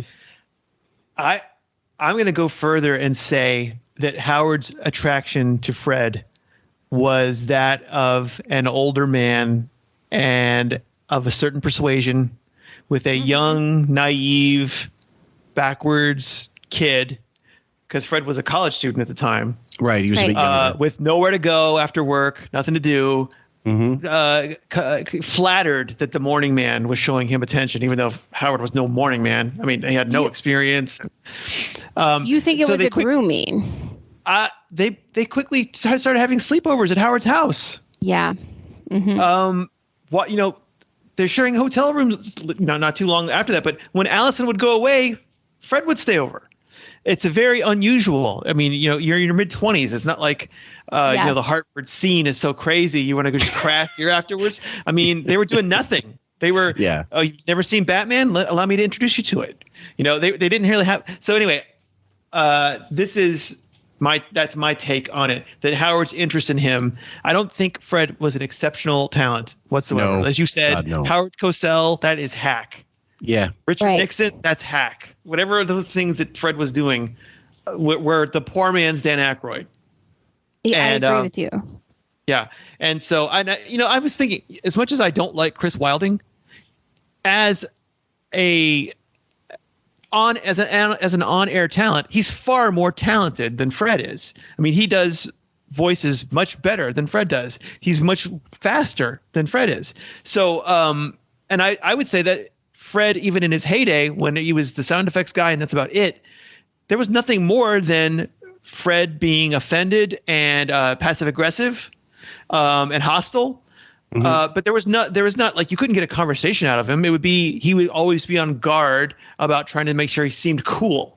Yeah. I don't like Chris Wilding. He's more talented than Fred is. And when Fred tries to nowadays show these young guys how it's done via Ronnie Puppet or Bobo Puppet, it's embarrassing. It's awful.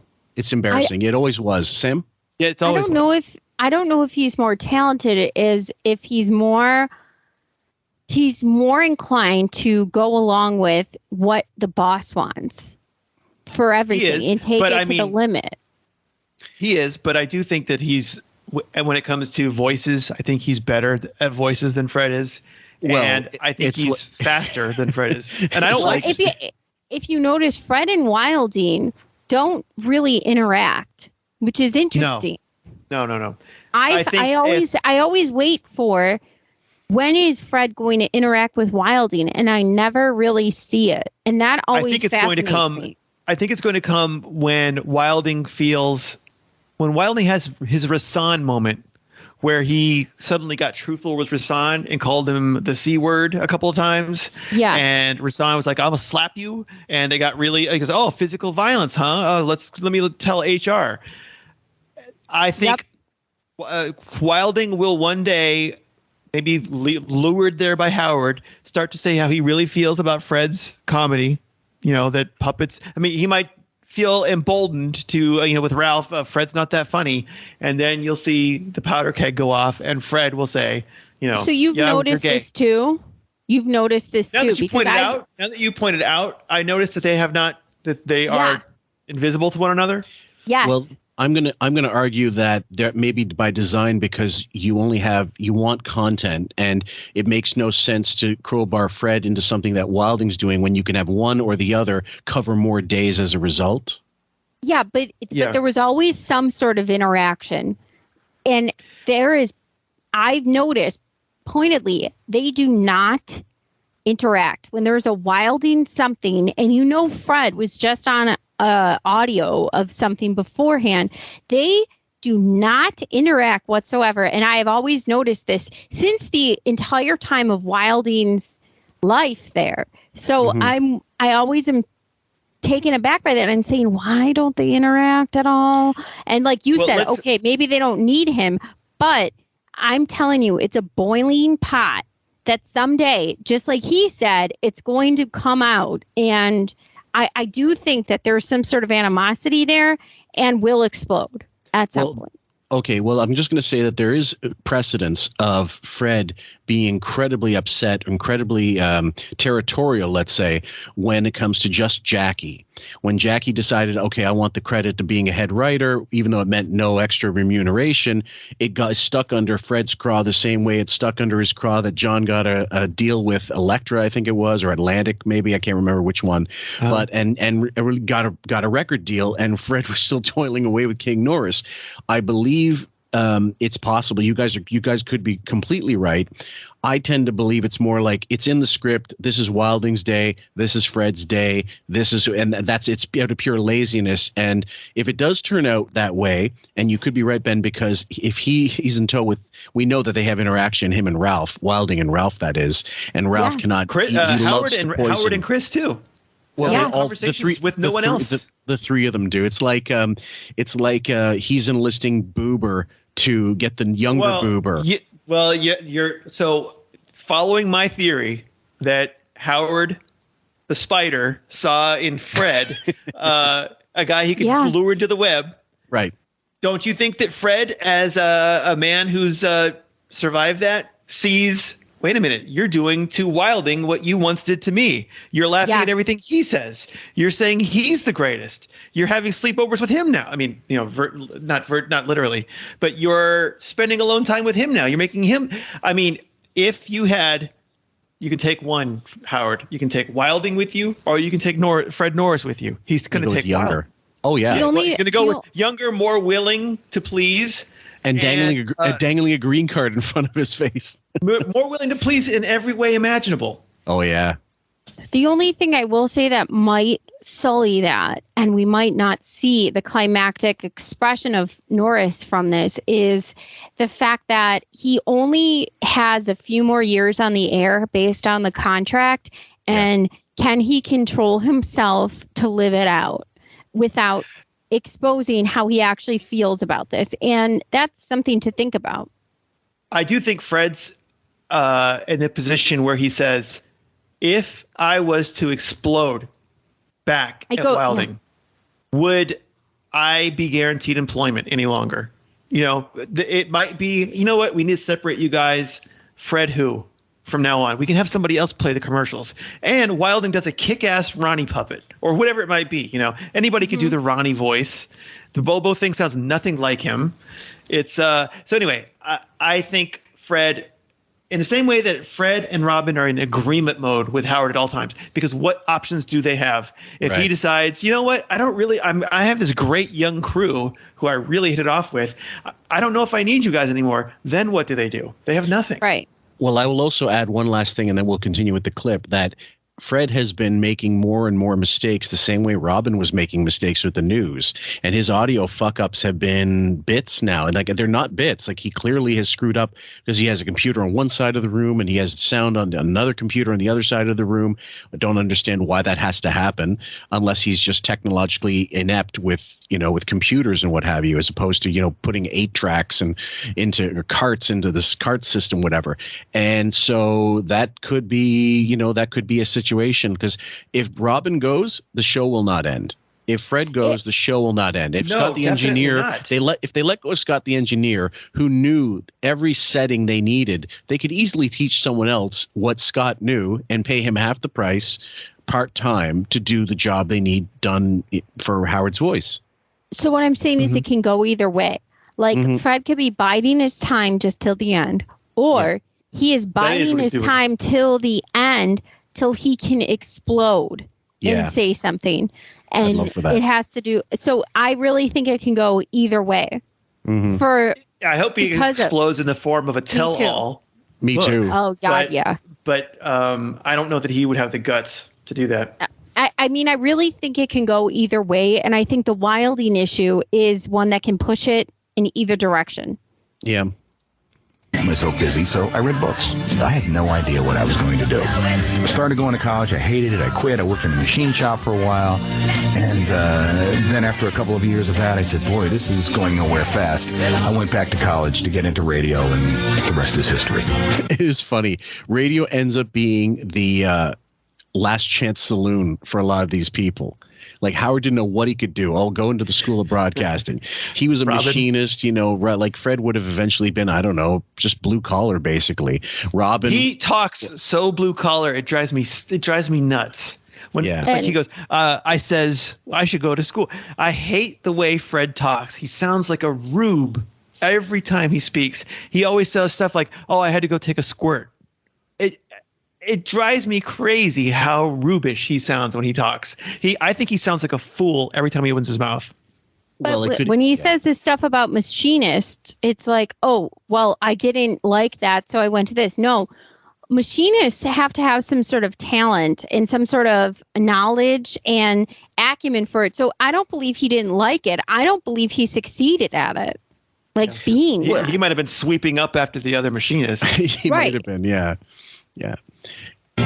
History indeed. Because he said I worked at a machine shop, not I was a machinist. Right. That's right. That's why I'm saying I don't think that he actually succeeded at that. And that's why he went back to school for radio. I don't think it was because he didn't like it. I think he wasn't good at it. It was less tool and die and more just die. Radio was at WCCC in Hartford as the overnight DJ. My show is basically doing what the program director wanted, which is play the hits, don't yak too long, don't play anything that's off the playlist, and make sure the first thing out of your mouth is the call letters, and the last thing out of your mouth is the call letters. You're listening to the Moody Blues on WCCC and WCCC FM, Hartford.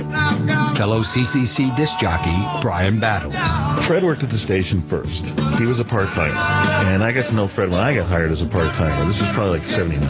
And then the morning guy, Roscoe, left to go to DRC. And Bill Nozzle was the program director. This guy hired me. He said, we're going to try to find some, Joe Morning Man type guy. And I was like, yeah, that's fine, So after a few months, they said they had this guy coming up from Briarcliff Manor, WRNW in Westchester. Something we never even heard of. It was a little rinky-dink teapot station. That's what everybody came from. So they brought him in, and, he was nobody. He was another guy, another radio guy. Whether it was fate, destiny, or just dumb luck, Howard Stern met Fred Norris one morning during their first shift change. Okay, we're going to go right into that. It's called Fred Can't Keep Wiggy or the Dollars Straight. It wasn't any kind of ground-shaking event or anything like that. It just seemed like a nice guy coming in the room trying to do a job, And obviously he was a very talented guy. You could just tell by the way he approached things, the way he spoke on the air, the way he tried to structure bits and whatnot. He was more than just the average radio guy. I mean, most of the average radio people would just walk in, punch their clock, and go Led Zeppelin on WCCC, and that was it. He came in, he put his heart and soul into something for $150 a week. I think had they paid him $180 a week, he'd still be in Hartford, but we know how that ended up. How can you say, oh, I think he was beyond average because he just didn't give the taglines? How does that mean he's special? I think that's such a fucking farce. Ben, and I know you're saying it's revisionist history on Fred to the extreme. Not only that, but like Robin, Fred has zero radio experience. He's only worked part-time at this station that's 1979. That's when Howard joined. Right. So and how many morning men did you interact with in that time, Fred? There was Roscoe. And then there's Howard. And yet you feel comfortable saying most radio guys, they just come in and they do it. You have no idea what most radio guys do. You've gotten zero experience and you're doing the revisionist thing.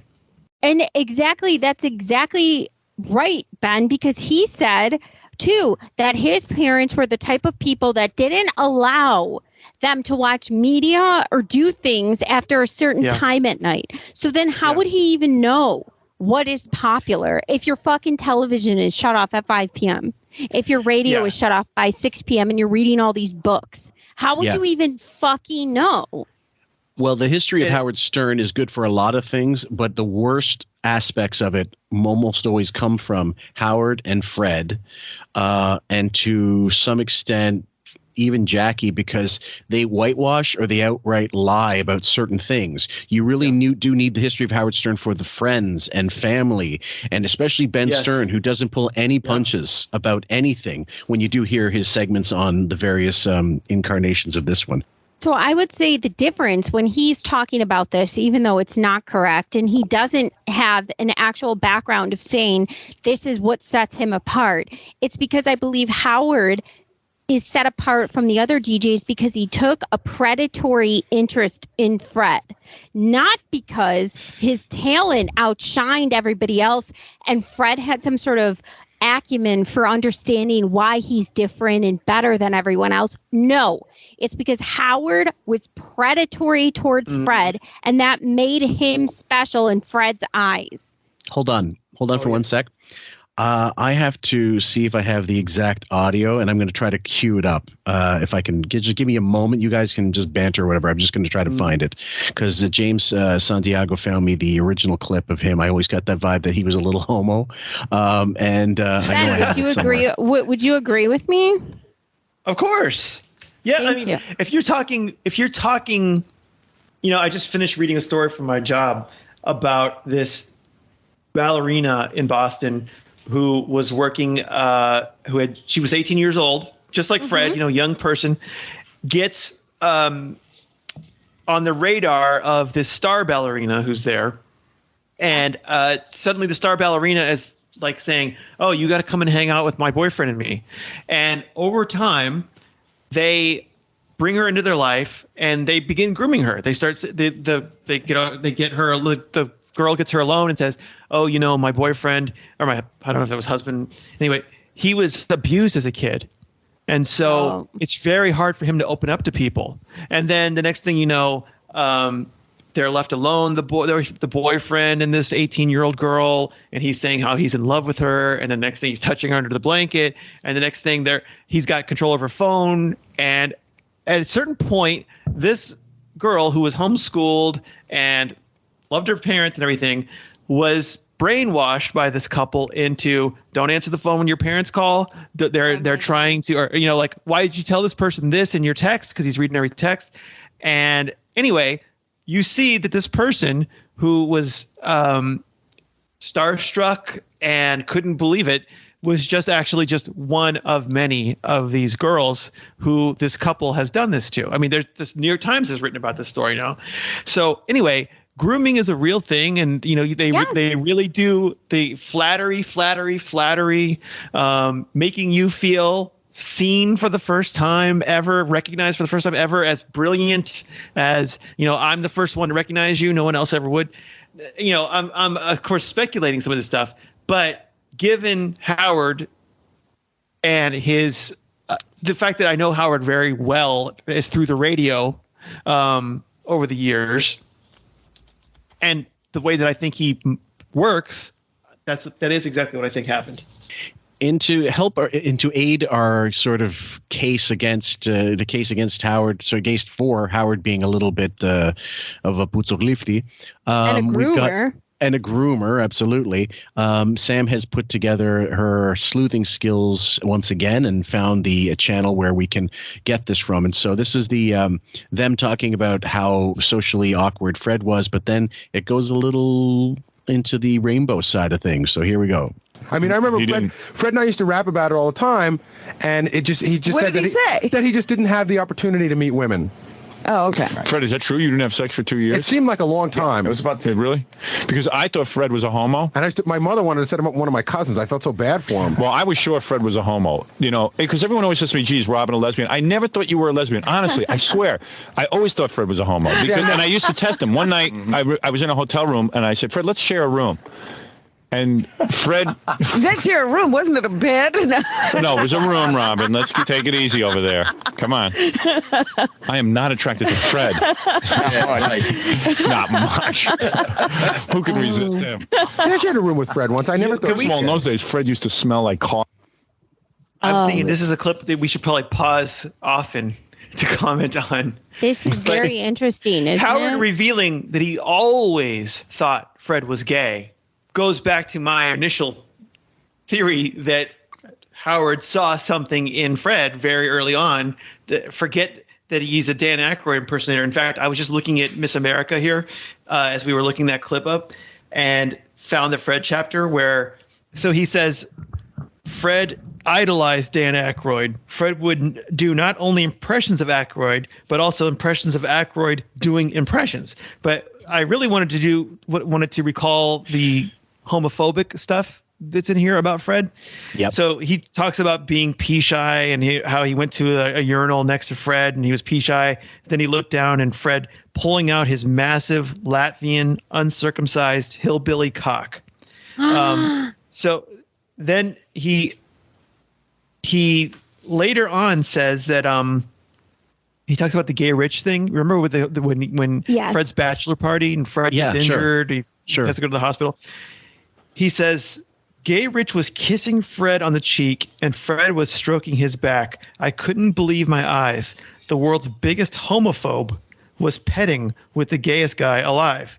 I'm convinced that Fred was so shocked to discover that he really was gay that he tried to kill himself. Pure projection. Fred, and then he just throws in this. Actually, Fred is definitely not gay. What a stupid thing to just throw in. That's like saying, by the way, that wasn't the real Donald Trump who just called in. That was an we know it's not the real Donald Trump. Anyway, go ahead. This is all projection and also playing upon his psychological trauma of a child being abused and then projecting gayness onto that. And also causing the situations, being drunk, being high, being whatever, and having a bunch of gay men around you stripping for you, dancing on your laps. Gay Rich you being his little thong. This. Yeah. Yes. Yeah. And going from I think you're gay, and we're about to hear what Howard does to prove that he's gay, to oh, really? You're the world's biggest homophobe. So now you've put the guy in a position to go, I'm not a homophobe. It's a tactic. Mm-hmm. And he also, see how he said there, he goes, I tested it out throughout time. Why are you testing out if somebody's gay? If not for what? For what? Because what would you do? Here he is being Bruce Banner experimenting on himself, using himself as the pawn. It's not testing out like saying, are you a commie or something? I mean, this is just bizarre to me. Like, why are you testing out if somebody's gay? And what are the tactics for this test? How would you know? Why are you doing this? To make yourself seem more heterosexual? I mean, at the time, I'm sure that's how it came across, but it really is questionable now. Like, why are you doing this exactly? You're not testing to see if he's gay. You're testing to see if he's gay for you. That's right. So, you could find the hottest gay guy and go, see if Fred responds. But no, you go, I need to know if it's me he's into. Why are you enticing him? And what would have happened had Howard's theory been proven correct? Which, by the way, the test that he puts out for Fred, this is exactly why when somebody pointed out about him and KC and how he talked about KC at the pool and noticing that the first thing. So those same markers for how you're testing for how somebody's gay, you're imploring for your own people did that for you, Howard, and they came across the same conclusions. So then that's not okay anymore. Ben, I was wondering if you noticed Howard's rocking the well-met hair here and the hair. It's almost exactly the same. So he's going back to well-met. Coffee because he drank way too much. He looks like Underdog Lady right there. He used to have a really stinky breath. Yeah. You don't drink coffee anymore, do you? I do, but not as much. He used to be obsessive about it. That coffee cup was never. Well, you know why? His dad drinks a lot of coffee. He definitely. You also noticed too, Robin. She was just he goes, I'm convinced you're not a lesbian or whatever. You see her get almost from a little bit fluid in her body to almost stoic, straight back, face forward. Her body language completely changes once he says that, which is interesting to me because I think that Robin does have a sexual fluidity that is not often discussed. And I think her relationships are often bearded as well. So there's loads of people. Have you ever seen a group like? Go ahead. Sorry. There's loads of people who believe that Robin is at very least bisexual. Then there's a few others that think she's asexual. Like it's just about she's too much about herself to give to anybody of any sex or any any persuasion. So and I seem to fall like I think she could be bi, absolutely. I think, but I guess we'll never know. Have you ever seen a group where you go, I'm not sure about anyone's sex in this, about their sexuality. They're all mysterious. I mean, not as even counting Ralph in this group. I mean, Jackie was not. You would never think. I think Jackie might be gay. No, not. You never think that. Or Gary. I never thought, he might be. Or Artie. But this crew, the crew who Howard's been dragging along with him forever, you just go, there is something not right about this particular crew. But, Fred putting up the walls and being on the defensive and everybody wondered about his sexuality, which is what kicks this off. Going back to Howard saying back in D.C., I had to test it. Anyway, we can continue listening. Yeah. He does everything his dad. He did everything his dad did. Yeah. That's true. My dad loves coffee. If his dad wore a coat, he wore that. Yeah, right. I'm right. I'm right. Well, you know what was really cool when you went to Fred's. See, Fred's book is the opposite of yours. Fred did everything his father did. So anyway, I was convinced Fred was a homo because I knew some good-looking girls who wanted him, and Fred wasn't even reacting. Remember that one girl who hung around with Fred and listened to him play that silly guitar and she thought he was singing to her? Now, she was nice. Come on. She was a piece of ass. She was a piece of ass in Washington. Very nice. A piece of ass. Is this the black woman? Yeah. And she hung around, hours. She was like, Robin, well, we just talked and talked. And she didn't know Fred would just talk and talk. I would have taken this girl and given her a workout like you wouldn't. But this girl was throwing herself. She was like pressing her lips up against Fred, doing anything. She has a body of a Barbie doll. And you never asked him about it? It's just... listen. Oh, we asked him all the time. You try to talk to Fred about stuff. No, but I don't mean you and Robin. I mean, you ever say, hey, you hitting on her? Yeah, we would say... you and what would Fred had a rule, remember? He says, I don't date people I work with. That's right. You don't crap where you eat. Yeah. But meanwhile, he wasn't dating anybody, and the guy hadn't had sex. So I said, okay, the guy's a homo. So one night, we're in a hotel room, and we're in the room, and I'm getting ready for bed, and I have my pants off and stuff. I'm walking around in my underwear, brushing my teeth. Baiting the trap. Yeah, baiting him, because, my body will really turn a guy on. And Fred got into a corner. And literally just I remember he got changed really super fast. Like the way you get changed in gym class in 5th grade. Yeah, See, this trap that he's supposedly setting, first of all, if it was this many years ago and you're bringing it up now, why is it a trap? To me, that sounds like this is just a trap that you wanted to set, that you wanted to fulfill a sexual encounter with that didn't happen, and now you're using it as a method of saying it's a trap. It's not a trap. It's something that didn't work out for you because you were baiting him literally, and it didn't work. I have to say, if I think my friend is gay, then I'm saying, you know what? Let's have separate rooms. Not, I'll figure it out by trying to lure him into my bed with me. I mean, what would have happened? When would Howard have been satisfied that, oh yeah, I was right about you? I mean, really, what were you hoping? Yeah, would happen? if he would have bit what was coming. What would have happened? Yeah, if he had taken the bait, if he had taken the bait, each other, fucked each other, what would have happened if he would have taken the bait? That's the problem with a lot of these stories is that they're told in a way that you're supposed to just be focused on the comedy, when you really want to go, wait, hold on. What you want them to not treat everything as a joke. And Jackie starts to do every now and then, or Robin every now and then will go, I thought you shared the same bed, or I thought you should. So they'll try to, but then they'll make it into a joke. But he did say, Howard, I don't date people at work. Do you picking up on that, Howard? I don't date people at work. Right. Well, his only out in this story leads to a cul-de-sac. So that's the problem when you have a situation like this and it's structured as such. And I want to remind our listeners, language is important. If you listen to the episode on Patreon that Kayla and I covered involving, Howard and the Mad Tear, or I think it might have been Sam and I covered a little bit. This a different Mad Tear segment as well. The word he and Robin both used in this wrap-up segment from 2006 was tryouts. The girls I had a tryout with, I gave a tryout to. You don't use the word tryout for relationships. The same, unless you use tryout. I want to try out a used car to see how it runs. I want to try out this, this fucking, I don't know, pair of shoes. You don't try on or try out girlfriends. You try out beards.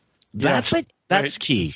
But see how he's saying, I thought, or I had an inkling he was gay because he had some sort of precedent for not fucking women that he might be working with, which actually makes sense.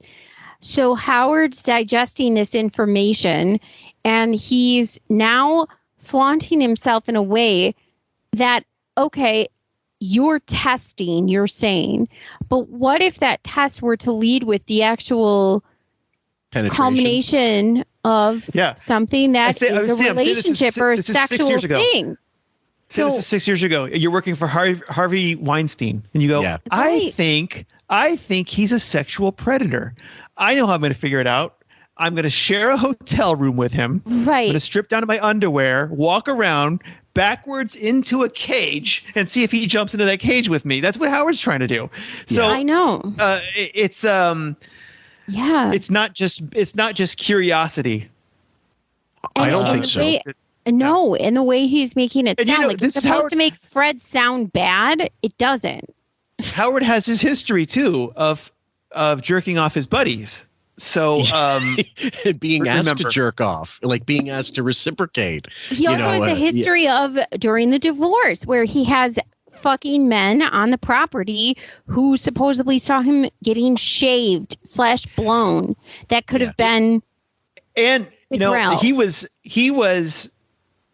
invented grooming in some ways. His mother gave him Playboy, and it was like, oh my God, this lures people over to my house and they jerk off in front of me.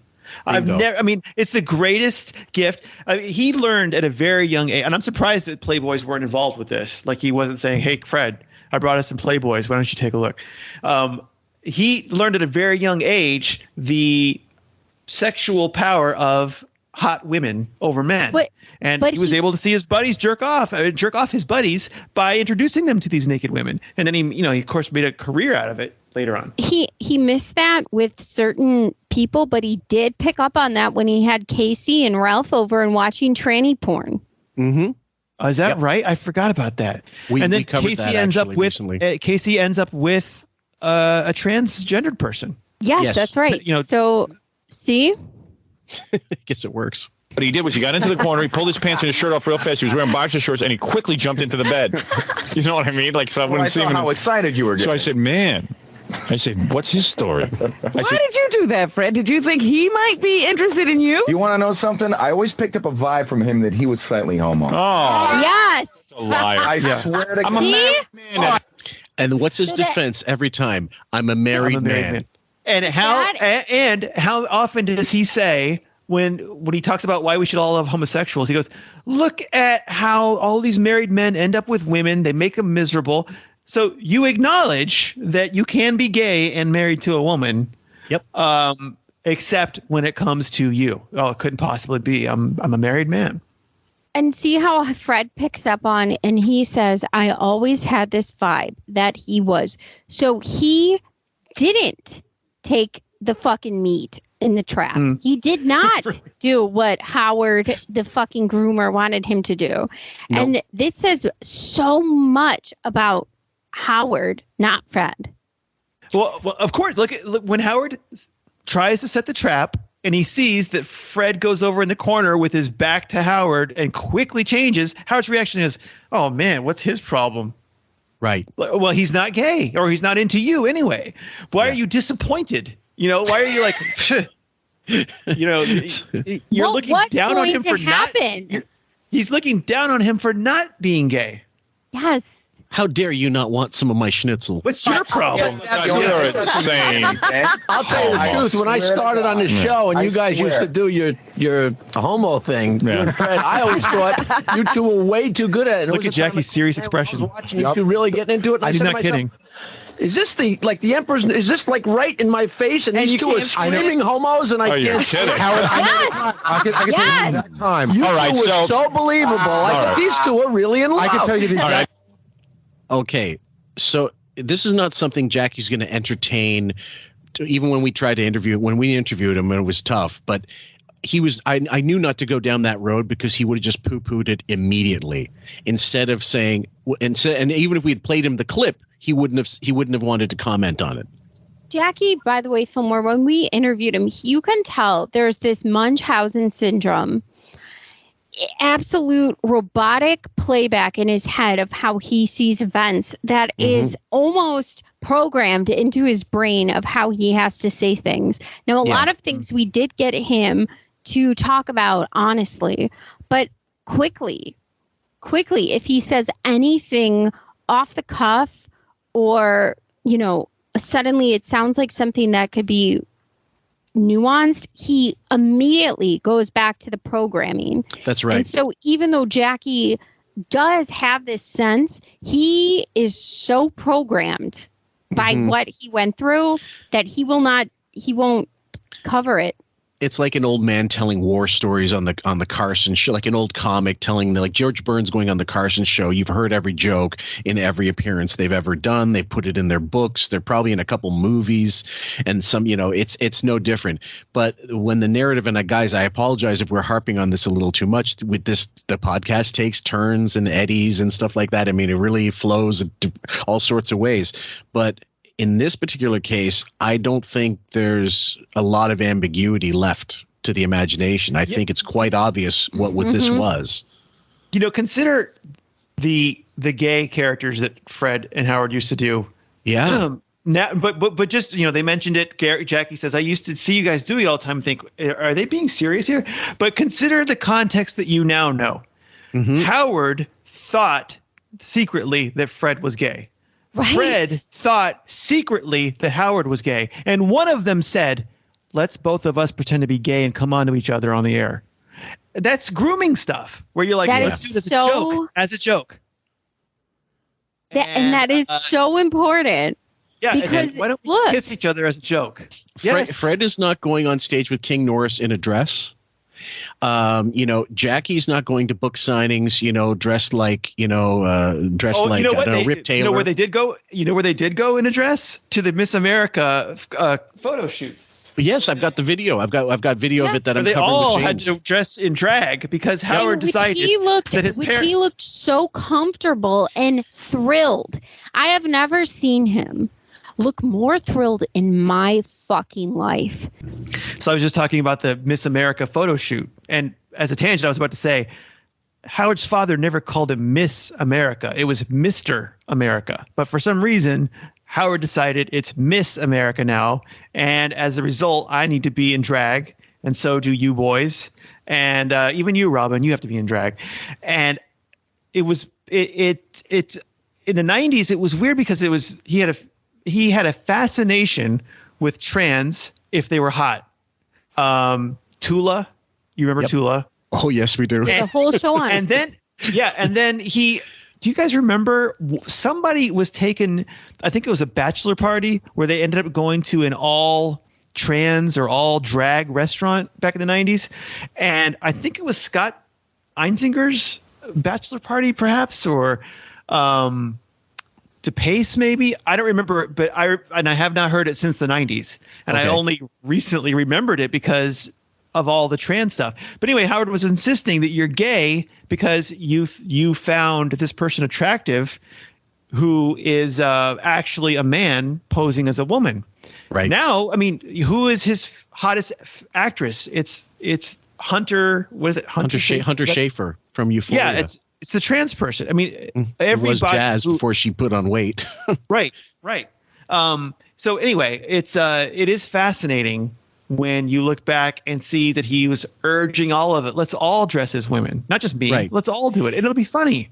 And what you're going to see, guys, before we go into it, everybody else seems to be mugging for the camera. They're doing what guys would do if they had to dress up in drag.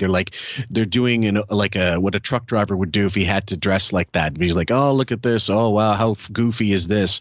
Howard looks like he could not be any happier that he's being made up by a bunch of trans.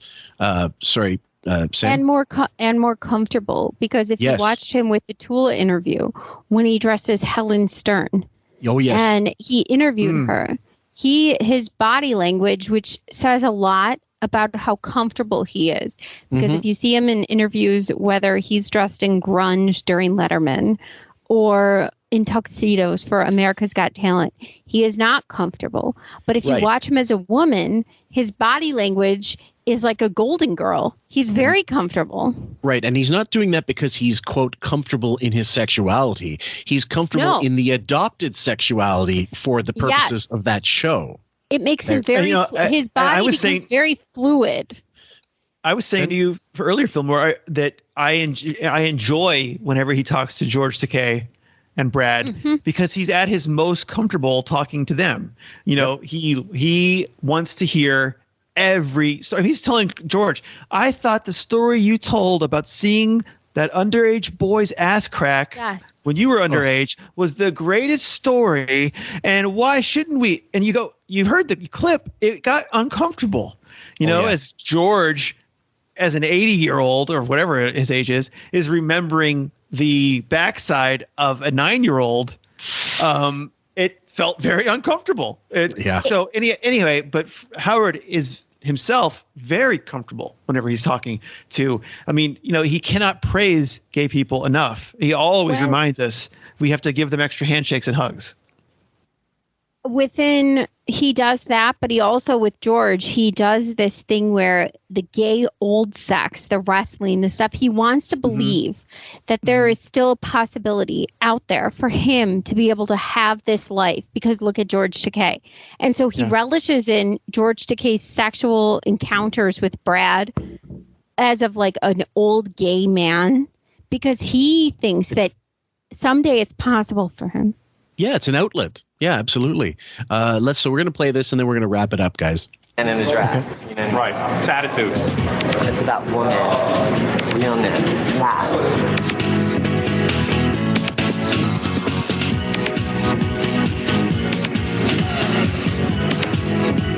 We have to show our feminine side. This foundation actually was... Sam? Just you even see this, we have to show our feminine side. And you see his hand motion and how he is. There is something instinctual about your body and about your rhetoric, about how you speak when you are truly yourself. And you see this with him when he goes into trans mode. He's got probably, 30, maybe 25 Letterman appearances under his belt before Letterman retired. He's never more comfortable than he was when he was dressed up in drag and then lifting and when up he's his up on that to show his desk. Yeah. That's Howard. Originally formulated for burn and scar victims. I don't think I'd pick myself up at a bar. I feel very sexy. Which way to the bar? Jesus Christ, shave your back, will ya? John Wayne, Fred, you really are a talent. Do it. Now we're putting on my breasts. These are breasts, and it's a very private matter. Thank you. It's a little weird, isn't it, to be acting all gay when you're with a gay guy and you're acting like all prissy and stuff? These guys are actually gay. Do they mind that you're mocking them? That's what I wonder. Like, is it? But I mean, for them, it's exposure. I guess they figure, what the hell? It's not a big deal. And this particular video, I'd only seen. I know it was on the air as a feature back in the day, but I only saw it as part of a Howard TV collective on this other video where the person who does the stuff for them comes in as a judge on one of those evaluation videos. I know from going to drag bars throughout my whole youth and childhood and stuff, like people, not childhood, but like young adult hug, like 18-year-old to up, going to bars. They would like to pull straight people up on stage to humiliate them. Like that was fun for them. Making them uncomfortable was fun for the scene. And it was funny, like pulling up an Abercrombie boy who just got dragged in by his girlfriend, and there's a drag show going on. The drag queen would like to humiliate the Abercrombie kid. It was just the way it went. Yeah. Scott is absolutely hideous. That's true. I look like my father. Sex hot. I tell you, he's got some nice knockers. I want a simple hairdo. Oh my God. These guys have to be going, I don't get, what's that sound? They have to be going, I don't get the gag here. We're all in drag for what reason? Yeah. I mean, why is this psychologically, there's a photo in Miss America. I've used it a few times online of Ben Stern in drag when Howard was a young boy. Mm-hmm. And Howard would see his father walking around with the hairy chest and in a bathing suit dressed as a woman, because it was a gag for Ben Stern to play the woman role in a lot of the Jewish community theater stuff. Yeah. Yeah. So because he was tall and had the deep voice, and so it was a joke. Yeah, but completely a joke. Any psychiatrist would look at that, I would say, and go, you're completely obsessed with men dressing as women and believe they can become women and so on. And your father did this when you were a kid, and you don't think you call yourself Miss America, even though he never called you that. You don't think there's a connection in the father hunger you say you have and so on? I would argue that the real purpose for this, beyond the insert, because who cares about the fucking insert of a book, but I guess he wanted to make that particular book so visual because there's so little actual content in it. Yeah, that's true. And so it's almost like looking at a big board book or a coloring book. But the real reason for this was for him to have it in his spank bank. I want all my staff, all the guys as women like me. I want to be able to whack off to this in my private time, because he'll have all the proofs. He'll have the video footage. And he can put it on a loop in his whatever bathhouse. And if people want to say we're being conspiratorial, well, you don't have to agree with us. But it's like you judge for yourself. He's the one who looks most at ease, aside from Jackie, who's such an old hippie. I'm sure he wouldn't give a fuck about anything. And if the camera pans and shows his coworkers dressed as women, and he's in the background doing his thing, it ends on his father dressed as a woman, because he's so dark that he's even got that pinned up in the spank bank. Yep. Sam? This is just, I think, interesting in the sense of, like you said, there was nothing in Miss America. There was very little content. It was a lot of photos, a lot of comics that were sick. Yes. Sick, sexually depraved, disgusting content. And this goes in line with the shock and awe thing of what I think he was going for. But it came up bizarre, and it was it was not really discussed how bizarre it was. Yeah, similar to it is a bizarre book, and revisiting it with the hate mindset that I now have, I do find it to be a valuable book. It's got, it's largely filler. Very. And I've pointed out before all the ways they've cheated in order to make it seem bigger than Private Parts, and that includes bigger typography, bigger margins, smaller pages, lots of photos, repeated font, and you're getting much fewer words per page. And anyway, and it was just scraps from. So anyway, this book's selling point was I conquered OCD that no one actually knew I was battling. Right. That has nothing. And so to promote it, I'll dress as a woman. Yeah. It's not unlike Robin saying I'll be Rocky to promote my book. It's very National Enquirer-esque type of. You might as well put in Alien. Yeah. Walking amongst us, or Bigfoot. It's that bizarre. And I don't know why his parents said, but we never called you Miss America. We called you Mr. America. Every single time you tell the story, you go, as your father, you go, oh, it's Mr. America coming. We never called you Miss. I think it's wishful thinking. He wanted to be Miss America and still does. Oh, yeah. Honey West, he should have called this book.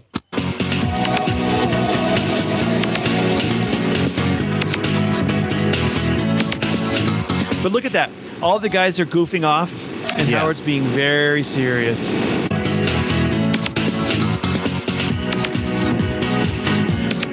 Looking perk up, showing interest in Gary. I'm sorry, Ben. I said, look at him perking up suddenly and showing interest in Gary. He lights up. It really is this. And by the way, this is also embedded in, and it came from the infomercial that they did for Miss America, the book Miss America. We covered that. Learn it. Like tell the other girls, be like, learn it. That means on the fiercest bitch. Learn it. Look and I would have remembered this. Learn it. Learn it. I could die in these shoes.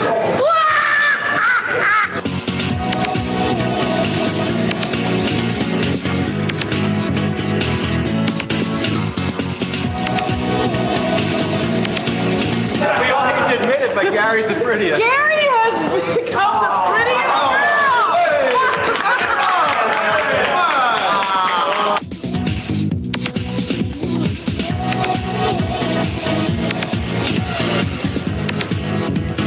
Now, I know Billy's in there, but I don't think they focus on him a lot, and that's deliberate. They must have edited him out in post because obviously he was no longer on the show. And by the time this particular episode was released, not this old footage being put in, they edited him out even further, which is really just stupid.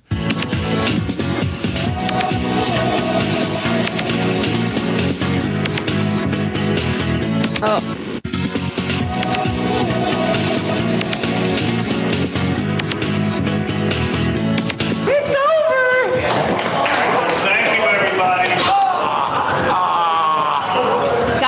The greatest legs. By the way, men have cellulite. Their muscle and the way their fat's distributed is so different than women's. So that's why they don't have cellulite usually, and they have the greatest legs. So I do believe that that must be painful as hell for people not used to wearing stilettos. I can only imagine what you women go through at the end of the day if you're wearing those heels. Right. Fillmore, I'm gonna send you. Oh my God. Okay, do we need that? Okay, we'll leave that alone. Guys, we didn't even make it. We scratched the surface of Hartford, but we think you're going to find this one enjoyable anyway on some level. So thank you, Ben, and thank you, Sam, so much for tagging along for this particular part 7. Any closing thoughts, Sam, before we wrap it up? Oh, just, so grateful you all are here. Keep your garters tight. Ben, any closing thoughts? Just in the movie version of this is the place where Howard learns to be honest with his audience at all times. Remember, he reads a commercial and goes, I used to go here all the time as a kid. And, they're having their grand opening. You know what? I will never again lie to my audience. And Hartford is where the B-movie actress is so taken with Hartford radio star Howard Stern that she tries to seduce him and Fred in the bathtub together. And, of course... Oh, yes. I think also, too, it's really notable just how Howard treated Fred in these homosexual tests. Mm-hmm. And that's about it, guys. We love you. Thank you, guys. Take care. Stay safe. Enjoy your summer. And we got lots more content. Enjoy your summer. After you've heard seen some of the video footage that may be problematic, enjoy, you guys. Enjoy yourselves and stay safe wherever you are. We love you. Take care. I want children. Oh, no. Can you stop this? I'm going to poke a hole in all your rubbers tonight. Oh, you fuck. I want to have the Stern Empire. Can't we stop talking about this? Hey, this is Grandma Stern. I want another grandson. Grandma Stern, how are you? I know you got hit by a car and died. Are you talking from heaven? Are you talking to me from heaven? Oh, Miss Sugar, it sucks up here.